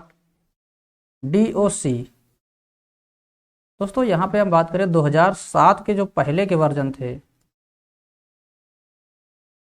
उसमें DOC लिख के आता था, लेकिन इसके जो बाद के आए हैं बाद में DOCX लिख के आने लगा है। इसी तरह एक्सेल में भी आपको लास्ट में X देखने को मिल जाएगा। और बाकी का एग्जांपल यहाँ पे हम बात करें तो ये तो HTML फाइल का है, ये .exe ये किसी भी सॉफ्टवेयर एप्लीकेशन जो सॉफ्टवेयर होता है उसका है। जैसे कि बहुत से एप्लीकेशन सॉफ्टवेयर, कोई एप्लीकेशन आप डाउनलोड करते हैं, आपने टाइपिंग मास्टर डाउनलोड किया होगा लैपटॉप में तो हो गया, VLC मीडिया प्लेयर उसमें भी .exe, सारे एप्लीकेशन जो आपके एक जगह से दूसरी जगह यूज किए जा सकते हैं वो exe फॉर्म में रहते हैं, जिसको एग्जीक्यूटेबल फॉर्म बोला जाता है। वर्ड की पुनरावृत्ति होने पर MS वर्ड किस प्रकार की प्रतिक्रिया करेगा? ये यहाँ पे बता रहा है। अगर कोई वर्ड आपका ये दोबारा रिपीट हो रहा है तो एमएस वर्ड क्या प्रतिक्रिया करेगा। चलिए इसको भी हम टाइप करके देखते हैं। दोस्तों उसके पहले मैं आपसे एक रिक्वेस्ट करना चाहूँगा, अगर वीडियो आपको अच्छा लग रहा हो, हमारा प्रयास अच्छा लग रहा हो तो लाइक करिए, और चैनल पर नए सब्सक्राइब नहीं किया है तो कर लीजिए। वैसे मुझे कहने में ज़्यादा अच्छा नहीं लगता, इस वजह से मैं बार बार ये सब कहना पसंद नहीं करता हूँ। आगे आप लोग के ऊपर है, अगर आप लोगों को प्रयास अच्छा लग रहा है तो आप कोशिश करिएगा। जैसे कि मैं यहाँ पे वर्ड है, ये मशीन वर्ड है, इसको हम दोबारा से मशीन टाइप करते हैं इस पर, देखते हैं क्या फ़र्क होता है यहाँ पे। तो आप देख पा रहे हैं यहाँ पे सेम स्पेलिंग हमने टाइप किया है, ये रेड लाइन यहाँ पे दे रहा है,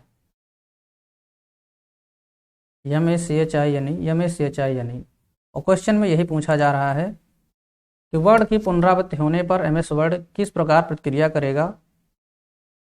वर्ड के नीचे लाल लहरदार रेखा दिखाई देगी, बिल्कुल यही ऑप्शन मेरा एकदम सही है। शब्द के नीचे हरी लाइन गलत है, शब्द के नीचे नीली लाइन गलत है, पुनरावृत्ति होने पर शब्द के नीचे नीली लहरदार रेखा दिखाई देगी, गलत है। इसका जो पहला ऑप्शन है वो सही ऑप्शन हो जाएगा। और गलत भी रहता है अगर हमारा वर्ड, तब भी ये आपको रेड लाइन ही देगा। जैसा कि मैं आपको दिखाऊं, इसको अगर हम यहाँ से डिलीट करते हैं और इस मशीन के हम ई को हटा देते हैं तो इस नाम से कोई वर्ड डिक्शनरी में नहीं है, तो इस वजह से ये गलत दिखा रहा है। अगर वर्ड रिपीट होगा और वर्ड गलत होगा तो भी यहाँ पे रेड लाइन ही अंदर देगा आपको। चलते हैं, विभिन्न कंप्यूटर सिस्टम की प्रोसेसिंग स्पीड की माप से संबंधित शब्द क्या है, यानी कंप्यूटर की स्पीड किस में नापी जाती है वो आपको यहाँ पे बताना है। EFTS, MPG, MIPS, CFPS। तो इसका जो सही आंसर होगा वो ये होगा MIPS। इसका फुल फॉर्म होता है मिलियन इंस्ट्रक्शन पर सेकेंड, मिलियन इंस्ट्रक्शन पर सेकेंड, MIPS।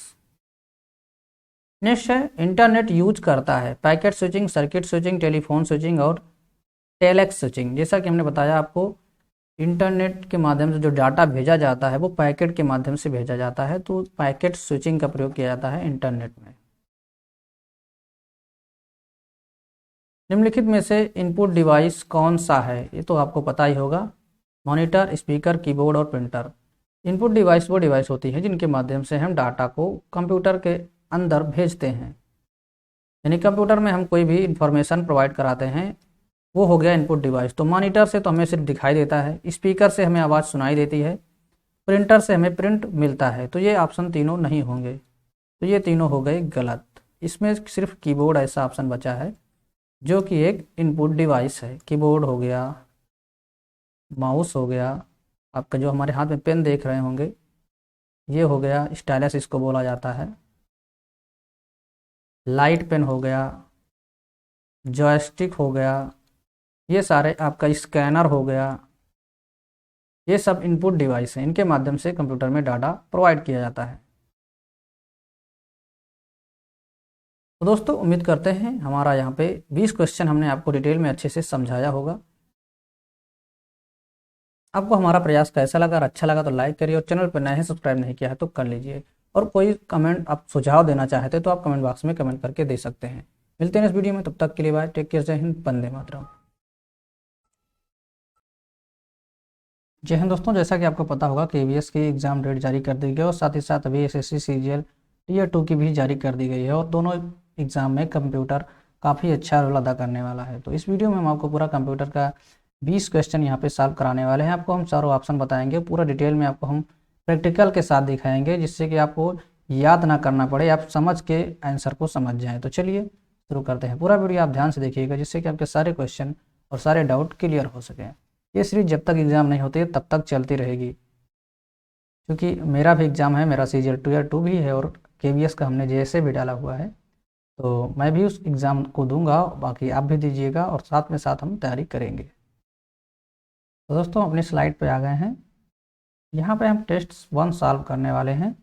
पहला क्वेश्चन है, MS वर्ड में केंद्र में एक पैराग्राफ को संरेखित करने के लिए निम्नलिखित में से किस कीबोर्ड शॉर्टकट की का प्रयोग किया जाता है सेंटर में करने के लिए।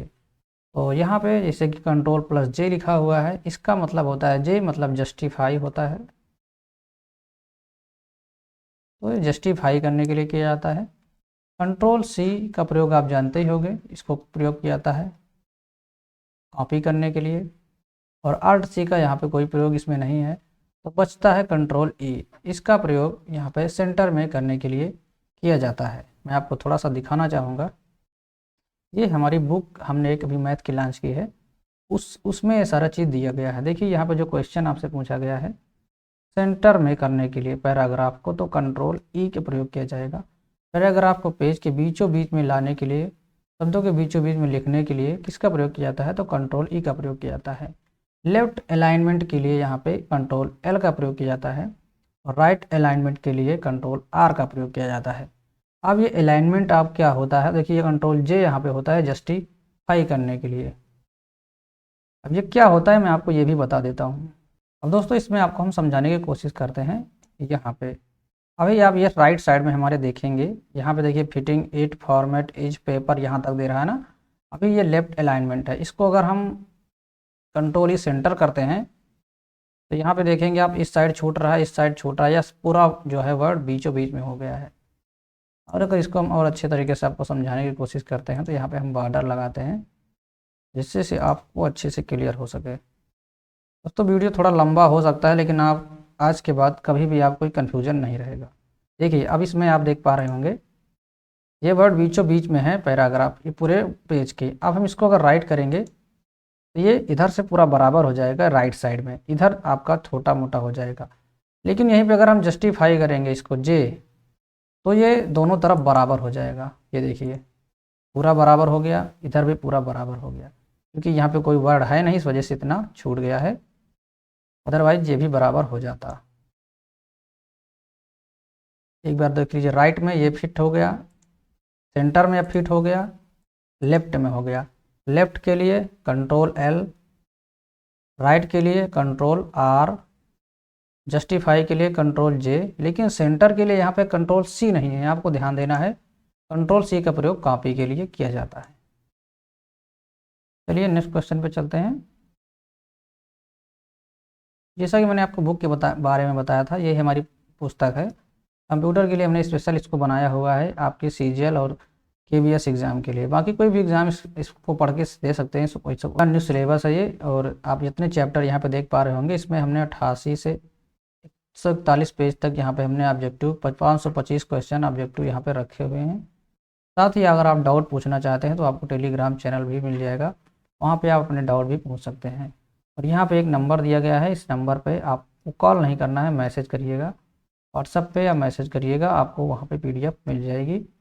और सिर्फ 15 रुपये इसका जो है प्राइस रखा गया है। वैसे तो 99 की थी ये, लेकिन इस अभी केवीएस और सीजीएल के लिए इसको कम करके सिर्फ 15 रुपये किया गया है। आप उसको वहाँ पे क्यूआर कोड मिल जाएगा, आप उसको भेज दीजिएगा।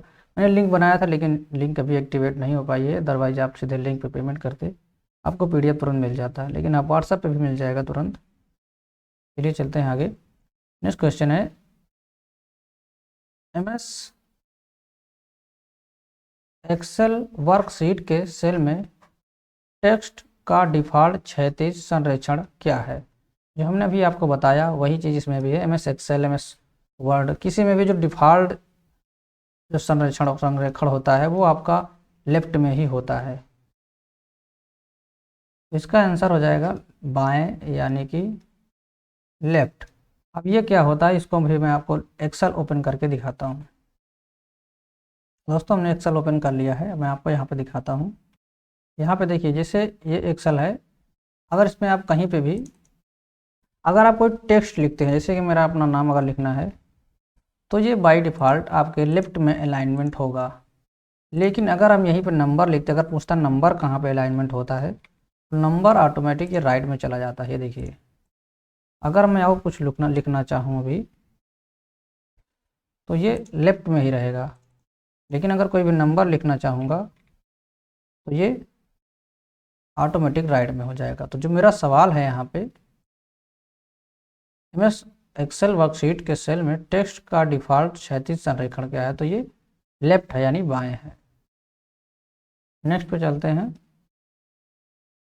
दिए गए MS एक्सेल फार्मूले का परिणाम क्या होगा। ये एक्सेल में एक फार्मूला दिया है। अब दोस्तों यहाँ पे जो दे रहा है इसका मतलब होता है स्क्वायर।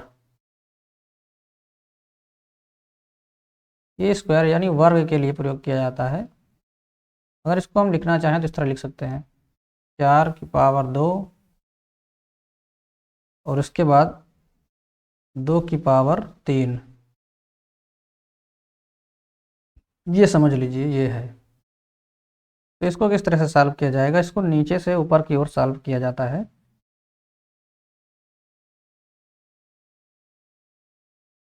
यहाँ से हम पहले इस पे जाएंगे, फिर यहाँ से इस पे जाएंगे। तो पहले 4 का आपको वर्ग निकालना है, तो 4 का वर्ग हो जाएगा 16 और फिर 16 का आपको क्यूब करना है, तो 16 का क्यूब जो हो जाएगा 4096 हो जाएगा। अब इसको कैसे सॉल्व करेंगे ये भी मैं आपको एक्सेल में करके दिखाता हूँ। दोस्तों एक्सेल में कुछ भी लिखने कैलकुलेट करने के लिए सबसे पहले आपको अपना कर्सर यानी माउस यहाँ पर रखना होता है। उसके बाद आपको इक्वल लिखना होता है। कोई भी फार्मूला अगर आप यूज़ करेंगे सबसे पहले आपको इक्वल लिखना होगा। अब हमें क्या करना है, हमें लिखना है 4, उसके बाद हम यहाँ पे स्क्वायर लगाएंगे। स्क्वायर यूज होता है शिफ्ट 6 पे रहता है स्क्वायर। उसके बाद हम 2 लिखेंगे, फिर हम स्क्वायर लगाएंगे और 3 करेंगे।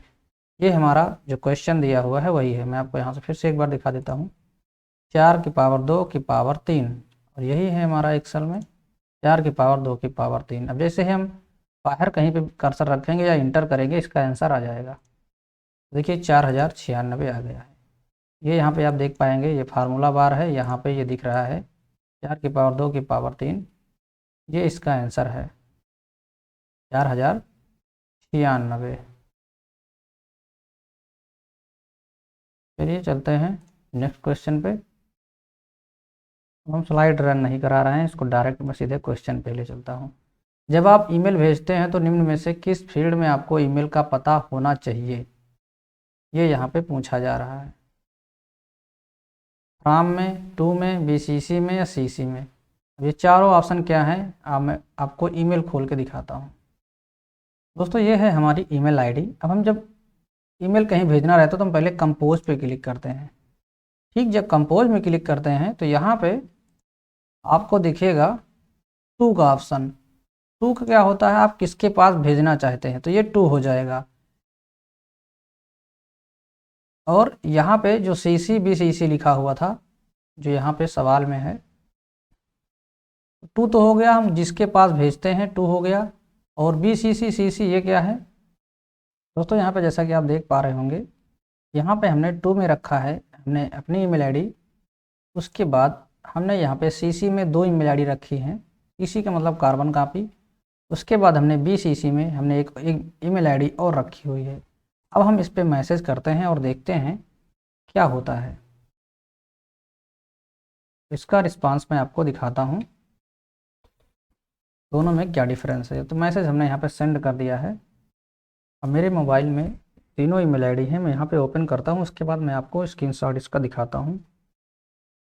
आप दोस्तों देखिए जब आप सेंट में देखेंगे तो आपने किसको किसको भेजा है ये यहाँ पे दिखाई देगा। BCC में किसको रखा है वो भी दिखाई देगा। और उसके बाद मैं आपको दिखा रहा हूँ ये ईमेल जिसके पास गई हुई है उसके पास क्या यहाँ पे शो होगा। तो थोड़ा सा जूम कर रहा हूँ, यहाँ पे देखिए ये ईमेल यहाँ से भेजी गई है फ्रॉम, जो यहाँ पे क्वेश्चन में हमारे है। जब आप ईमेल भेजते हैं तो निम्नलिखित में से किस फील्ड में आपका ईमेल पता होना चाहिए, तो हमारा तो फ्रॉम में ही रहेगा। अब जिसको भेजना है वो दूसरे का रहेगा, जैसे मैंने इस ईमेल से इस पे भेजा था तो ये हो गया। उसके बाद अब हमने CC में रखा है यहाँ पे 2 ईमेल, तो ये तो हो गया CC के लिए। ठीक, अब ये भेजा किसके पास गया है, पहले 2 को भेजा गया, उसके बाद ये 2 लोगों को और भेजा गया। तो देखिए अब ये तीसरा, जहाँ पे तीसरी ईमेल BCC वाली शो नहीं हो रही है और ये जो 2 ईमेल यहाँ पे शो हो रही हैं, इसका मतलब ये है कि जो तीसरी ईमेल नहीं शो हो रही है, जो तीसरी ईमेल थी वो ब्लाइंड कार्बन कॉपी थी और वो इन दोनों लोगों को शो नहीं होगी। यहाँ पे CC तीनों लोगों को नहीं शो होगी कुल मिला के। यहाँ पे एक और मैं दिखाना चाहूँगा, यहाँ पे देखिए ये है, ये देखिए जो यहाँ पे BCC दे रहा है, ये BCC दे रहा है, इसका मतलब ये है कि ये ब्लाइंड कार्बन कॉपी है, ये इनके पास भेजी गई, इनको पता होगा कि ये मेल कहाँ कहाँ गई है BCC को। लेकिन यहाँ पे थोड़ा सा आप समझने की कोशिश करिए। इस वाले केस में देखिए जैसा कि आपको यहाँ पे दिख रहा है, अब इन दोनों लोगों को यहाँ पे नहीं पता है कि इसकी ब्लाइंड कॉपी किसको भेजी गई है। समझ रहे हैं? यहाँ पे जो हमने BCC लगाया है, ब्लाइंड कार्बन कॉपी, इसका मतलब है कि जो लास्ट वाली जो हमने BCC में जिसको जिसको डाल दिया है, वो ये दो लोग जो यहाँ पे 3 लोग हैं, इसमें से किसी को पता नहीं चलेगा कि इसकी ब्लाइंड कार्बन कॉपी किसको भेजी गई है। लेकिन जो यहाँ पे CC वाला है, CC वाले में सभी को पता रहेगा कि ये कॉपी किसको किसको भेजी गई है। देखिए CC वाले में इनको भी पता रहेगा, इनको भी पता रहेगा कि ये कॉपी किसको किसको भेजी गई है। लेकिन BCC वाले में सिर्फ BCC वाले को पता रहेगा ये कॉपी किसके किसके पास है, लेकिन इन दोनों लोगों को नहीं पता रहेगा कि ये नीचे भी इसको भेजी गई है। ये थोड़ा सा डिफरेंस है।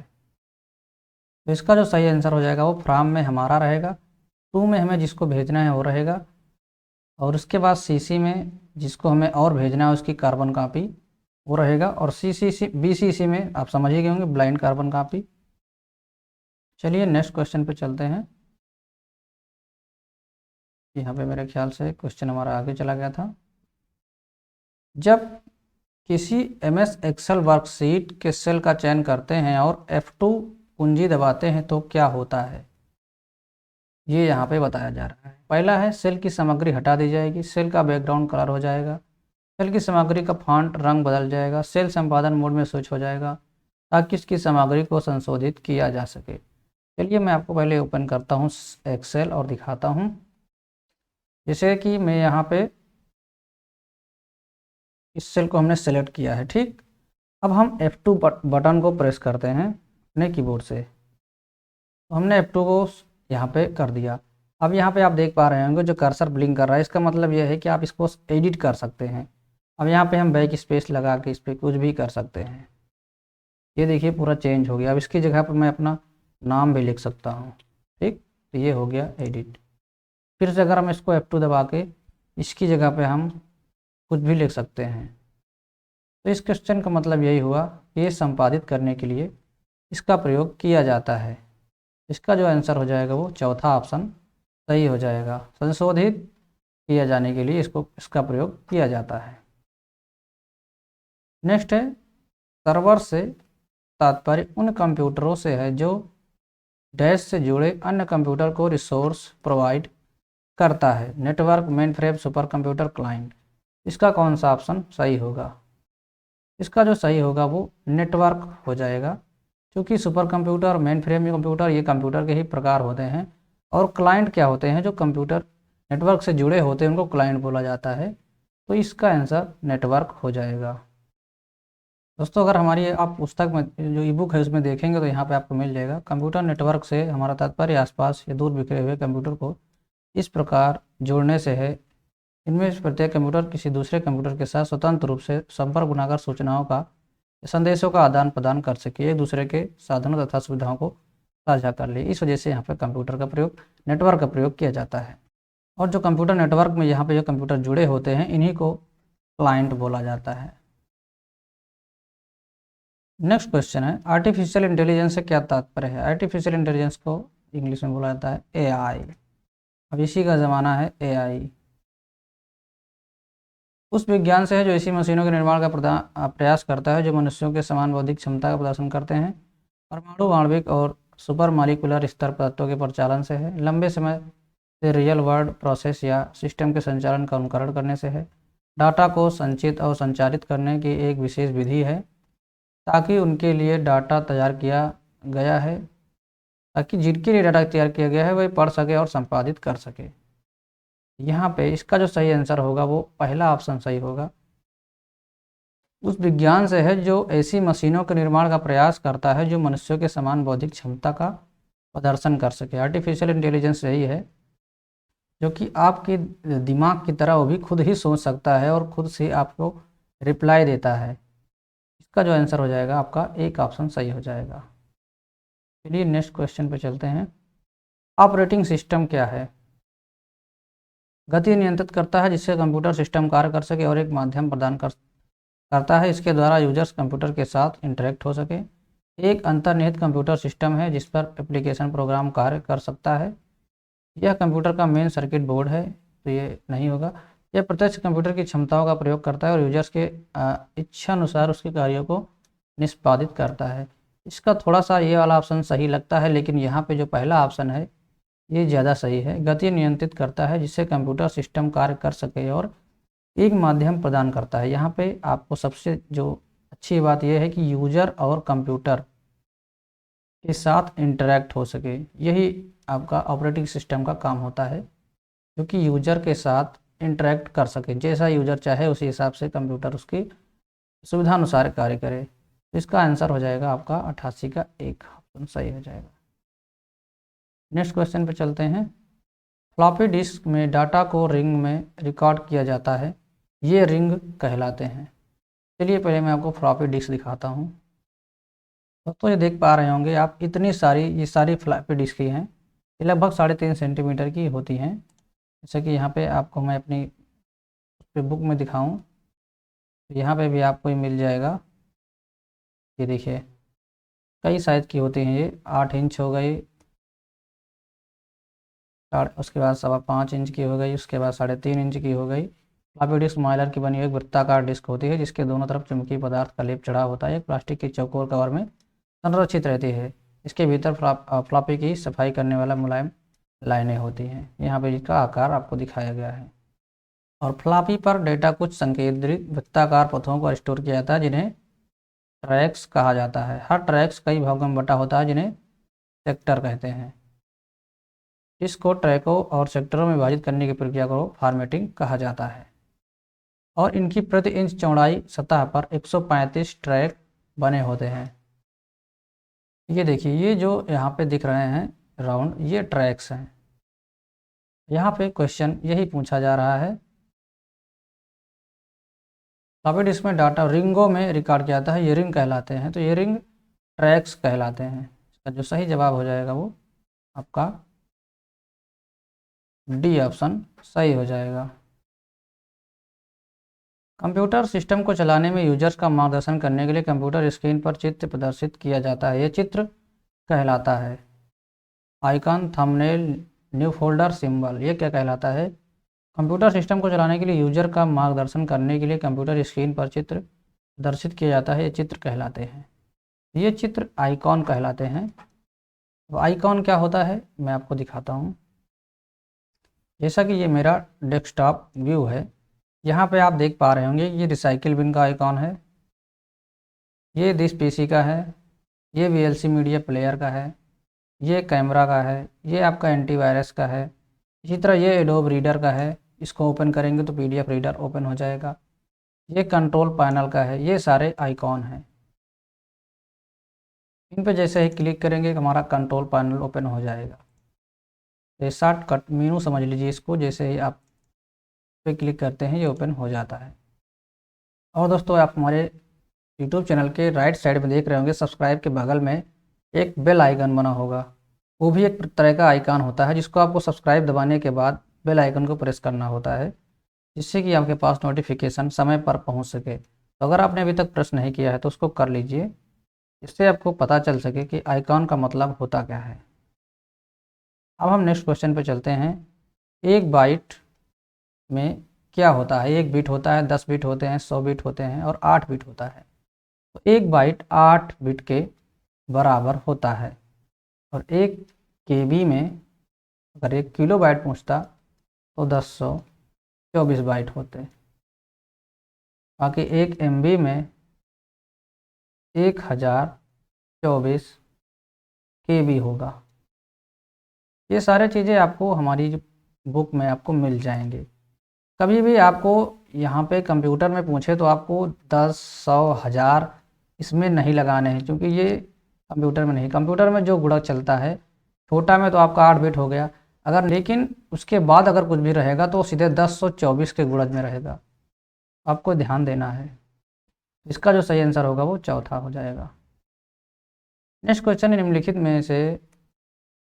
निम्नलिखित के विकास के साथ ही इंटरनेट की शुरुआत हुई। तो किसके विकास के साथ इंटरनेट की शुरुआत हुई थी? तो वो ARPANET था। इसी के विकास के साथ इंटरनेट की शुरुआत हुई थी और इसका पूरा नाम होता है एडवांस रिसर्च प्रोजेक्ट एजेंसी।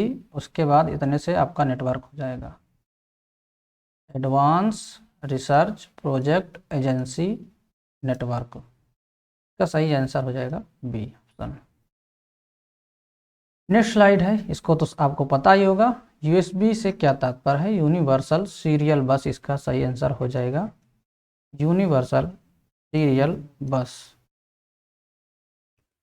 और नेक्स्ट क्वेश्चन है, एक स्प्रेडशीट का मतलब यहाँ पे आपको बता दें, इसका मतलब एक्सेल होता है और कुछ नहीं होता है। स्प्रेडशीट पूछे, सीट पूछे, कुछ भी पूछे, अगर कहेगा इस तरह का वर्ड तो ये एक्सेल सीट ही होती है। स्प्रेडशीट में सेल को निम्नलिखित के रूप में परिभाषित किया जाता है: आयताकार बॉक्स, केवल पंक्तियाँ, पंक्ति और कॉलम के प्रतिच्छेदन, और यहाँ पे एक और तीन दोनों। तो आपको बताना है यहाँ पे कौन सा सही होगा। तो हम चलिए आपको पहले एक्सेल ले चलते हैं और वहाँ पे आपको दिखाते हैं। देखिए ये है एक्सेल सीट।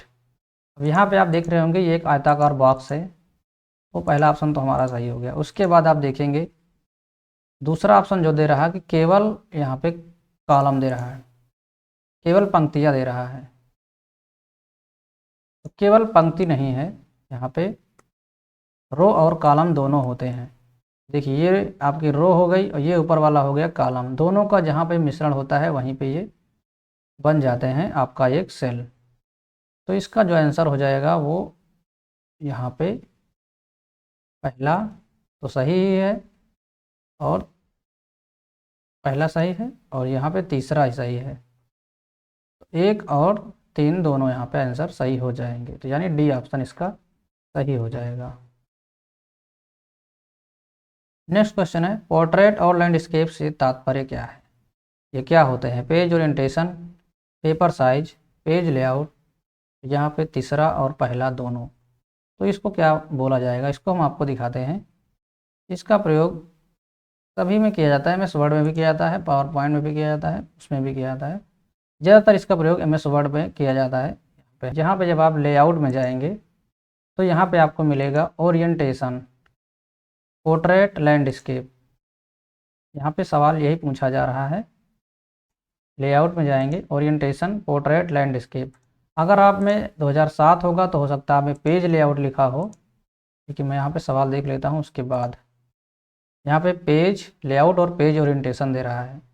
क्योंकि हमारा MS वर्ड जो है 2000 नया वर्जन 19 का है, इस वजह से ये आ रहा है।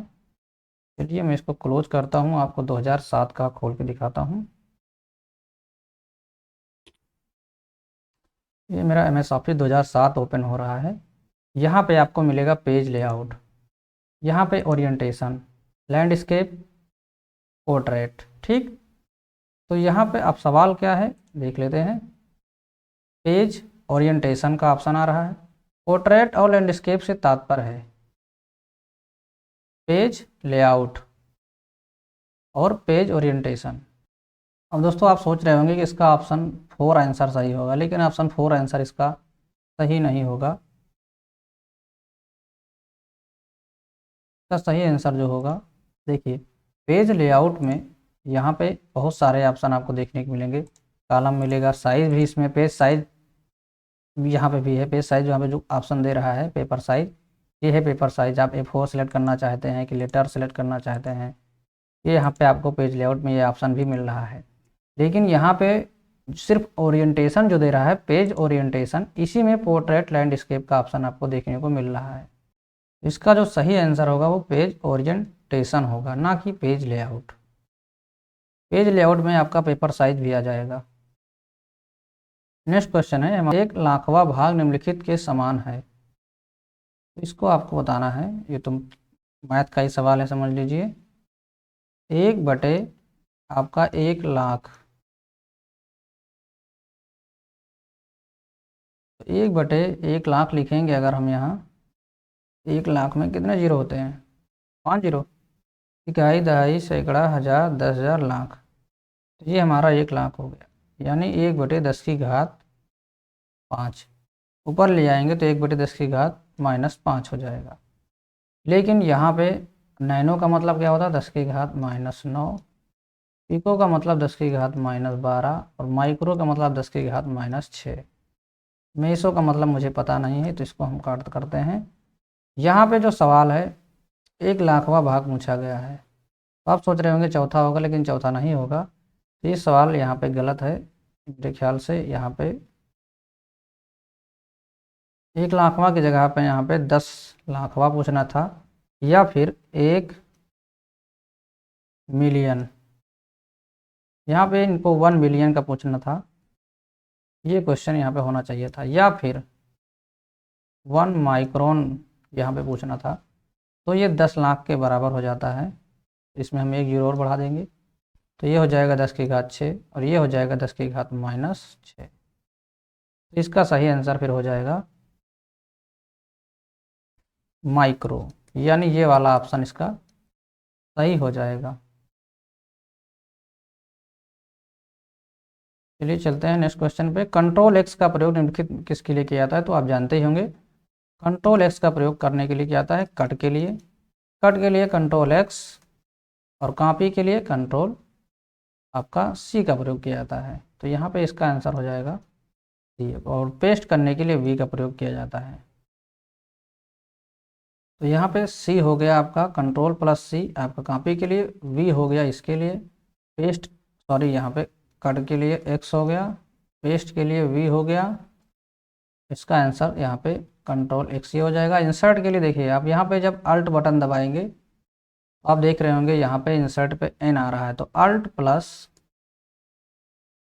यहाँ पे अल्ट प्लस एन का प्रयोग किया जाएगा इंसर्ट करने के लिए। नेक्स्ट क्वेश्चन है, विंडोज़ में फाइल को डिलीट करने पर फाइल पहुंच जाती है। तो आप जानते ही होंगे कहाँ पहुंच जाती होगी? ट्रैश में, रिसाइकिल बिन में, कंट्रोल पैनल में, कैश में। तो ये कहाँ पहुंचती है? रिसाइकिल बिन में, यानी जो बाल्टी बनी होती है, आपने देखा होगा, अभी मैं आपको दिखाता हूँ, इसी में पहुंच जाती है। बाल्टी दिख रही है आपकी, रिसाइकिल बिन है ये। जैसे कि देखिए मैं अभी मैंने इसको पहले क्लियर करता हूँ, उसके बाद मैं आपको डिलीट करके दिखाता हूँ। जैसे कि मेरे पास ये एक फाइल है, इसको हम डिलीट करते हैं, ये रिसाइकिल बिन में चली गई। इसको हम और ओपन करेंगे तो रिसाइकिल बिन में दिखाई देगी ये। तो कंप्यूटर में एक फ़ायदा रहता है, कोई भी चीज़ अगर आप डिलीट कर देते हैं तो वो रिसाइकिल बिन में जाके स्टोर हो जाती है, जब तक आप रिसाइकिल बिन से नहीं हटाएंगे। अगर आप शिफ्ट के साथ डिलीट करेंगे तो फिर रिसाइकिल बिन में भी नहीं जाएगी। तो यहाँ पे इसका जो आंसर हो जाएगा वो बी ऑप्शन सही हो जाएगा। अब ये 99वां क्वेश्चन है। यहाँ पे टोटल 100 क्वेश्चन हमने रखे थे, 100 क्या 20 ही थे, वो 100 सीरीज में थे। 2 या 2 से अधिक सेल को एक ही सेल में मिलाने की प्रक्रिया क्या कहलाती है? तो इसको बोला जाता है सेल मर्ज करना। मर्ज का मतलब आप समझते ही होंगे, ये वो वाला मर्ज नहीं है बीमारी वाला। मर्ज का मतलब होता है मिलाना। जैसे कि यहाँ पे मैं आपको दिखाना चाहूँगा, जैसे एक्सेल है यहाँ, जैसे अगर आप इसको इतना बॉक्स पूरा मर्ज करना चाहते हैं तो भी आप मर्ज पे क्लिक करेंगे, ये पूरा मर्ज हो गया। देखिए पूरा बॉक्स एक में हो गया है। नेक्स्ट क्वेश्चन है, निर्देशों के कार्यान्वयन की प्रक्रिया कहलाती है? तो इसका जो सही आंसर हो जाएगा वो एग्जीक्यूट होना है। कंप्यूटर जो प्रोसेस करता है वो एग्जीक्यूशन उसको बोला जाता है। जो भी आप उसको कमांड देते हैं फिर वो एग्जीक्यूट होता है, उसके बाद आपको रिस्पॉन्स देता है, तो वो एग्जीक्यूटिंग हो जाएगा। रिस्टोरिंग का मतलब होता है डाटा को रिस्टोर करना। फेचिंग किसी चीज़ को प्राप्त करने के लिए फेचिंग का प्रयोग किया जाता है, जो इन्फॉर्मेशन पाई जाती है। और डिकोडिंग का मतलब आप समझते ही होंगे, एक कोई इन्फॉर्मेशन है उसको एक एक मतलब सोर्स से दूसरे सोर्स में कन्वर्ट करना, या फिर एक लैंग्वेज से दूसरी लैंग्वेज में कन्वर्ट करना, डिकोडिंग कहा जाता है। इसे आप कोडिंग डिकोडिंग आप पढ़ा होगा, अल्फ़ाबेट को नंबर के फॉर्म में दिया जाता है, या उसी तरह से यहाँ पे भी होता है। तो इसका आंसर आपका चौथा सही हो जाएगा। दोस्तों यहीं तक थी हमारी स्लाइड। आशा करते हैं आपको हमारा प्रयास अच्छा लगा होगा। वीडियो अच्छा लगा तो लाइक करिए और चैनल पर नए हैं सब्सक्राइब नहीं किया है तो कर लीजिए। और आप जो कुछ भी आप पूछना चाहते हैं तो आप कमेंट बॉक्स में कमेंट करके भी पूछ सकते हैं, और इस सेशन में क्या सुधार किया जा सके जिससे कि आपको ज़्यादा से ज़्यादा फायदा हो, आप कमेंट बॉक्स में कमेंट करके ज़रूर बताइएगा। क्योंकि ये पुस्तक लेने के लिए आपको लिंक मिल जाएगा डिस्क्रिप्शन बॉक्स में भी, वहाँ से भी ले सकते हैं, या फिर आपने आपको नंबर प्रोवाइड करा दिया है, आप उस नंबर पे जो है कॉल मत करिएगा, उस नंबर पे व्हाट्सअप करिएगा, क्योंकि कॉल करने पर भी हम परेशान हो जाएंगे और कितने लोगों की कॉल उठाएंगे, फिर दिक्कत हो जाएगी। तो आपको यहाँ पे मैं एक बार और दिखा देता हूँ, ये नंबर है 9415190193, 9415190193। इसी नंबर पे आप मैसेज करिएगा। तो मिलते हैं नेक्स्ट वीडियो में, तब तक के लिए बाय, टेक केयर, जय हिंद, वंदे मातरम। आपकी कोई भी क्वेरी है तो आप कमेंट करिए, और टेलीग्राम चैनल को भी ज्वाइन कर लीजिए, आपको जो भी सवाल हो आप उस पर भेज सकते हैं।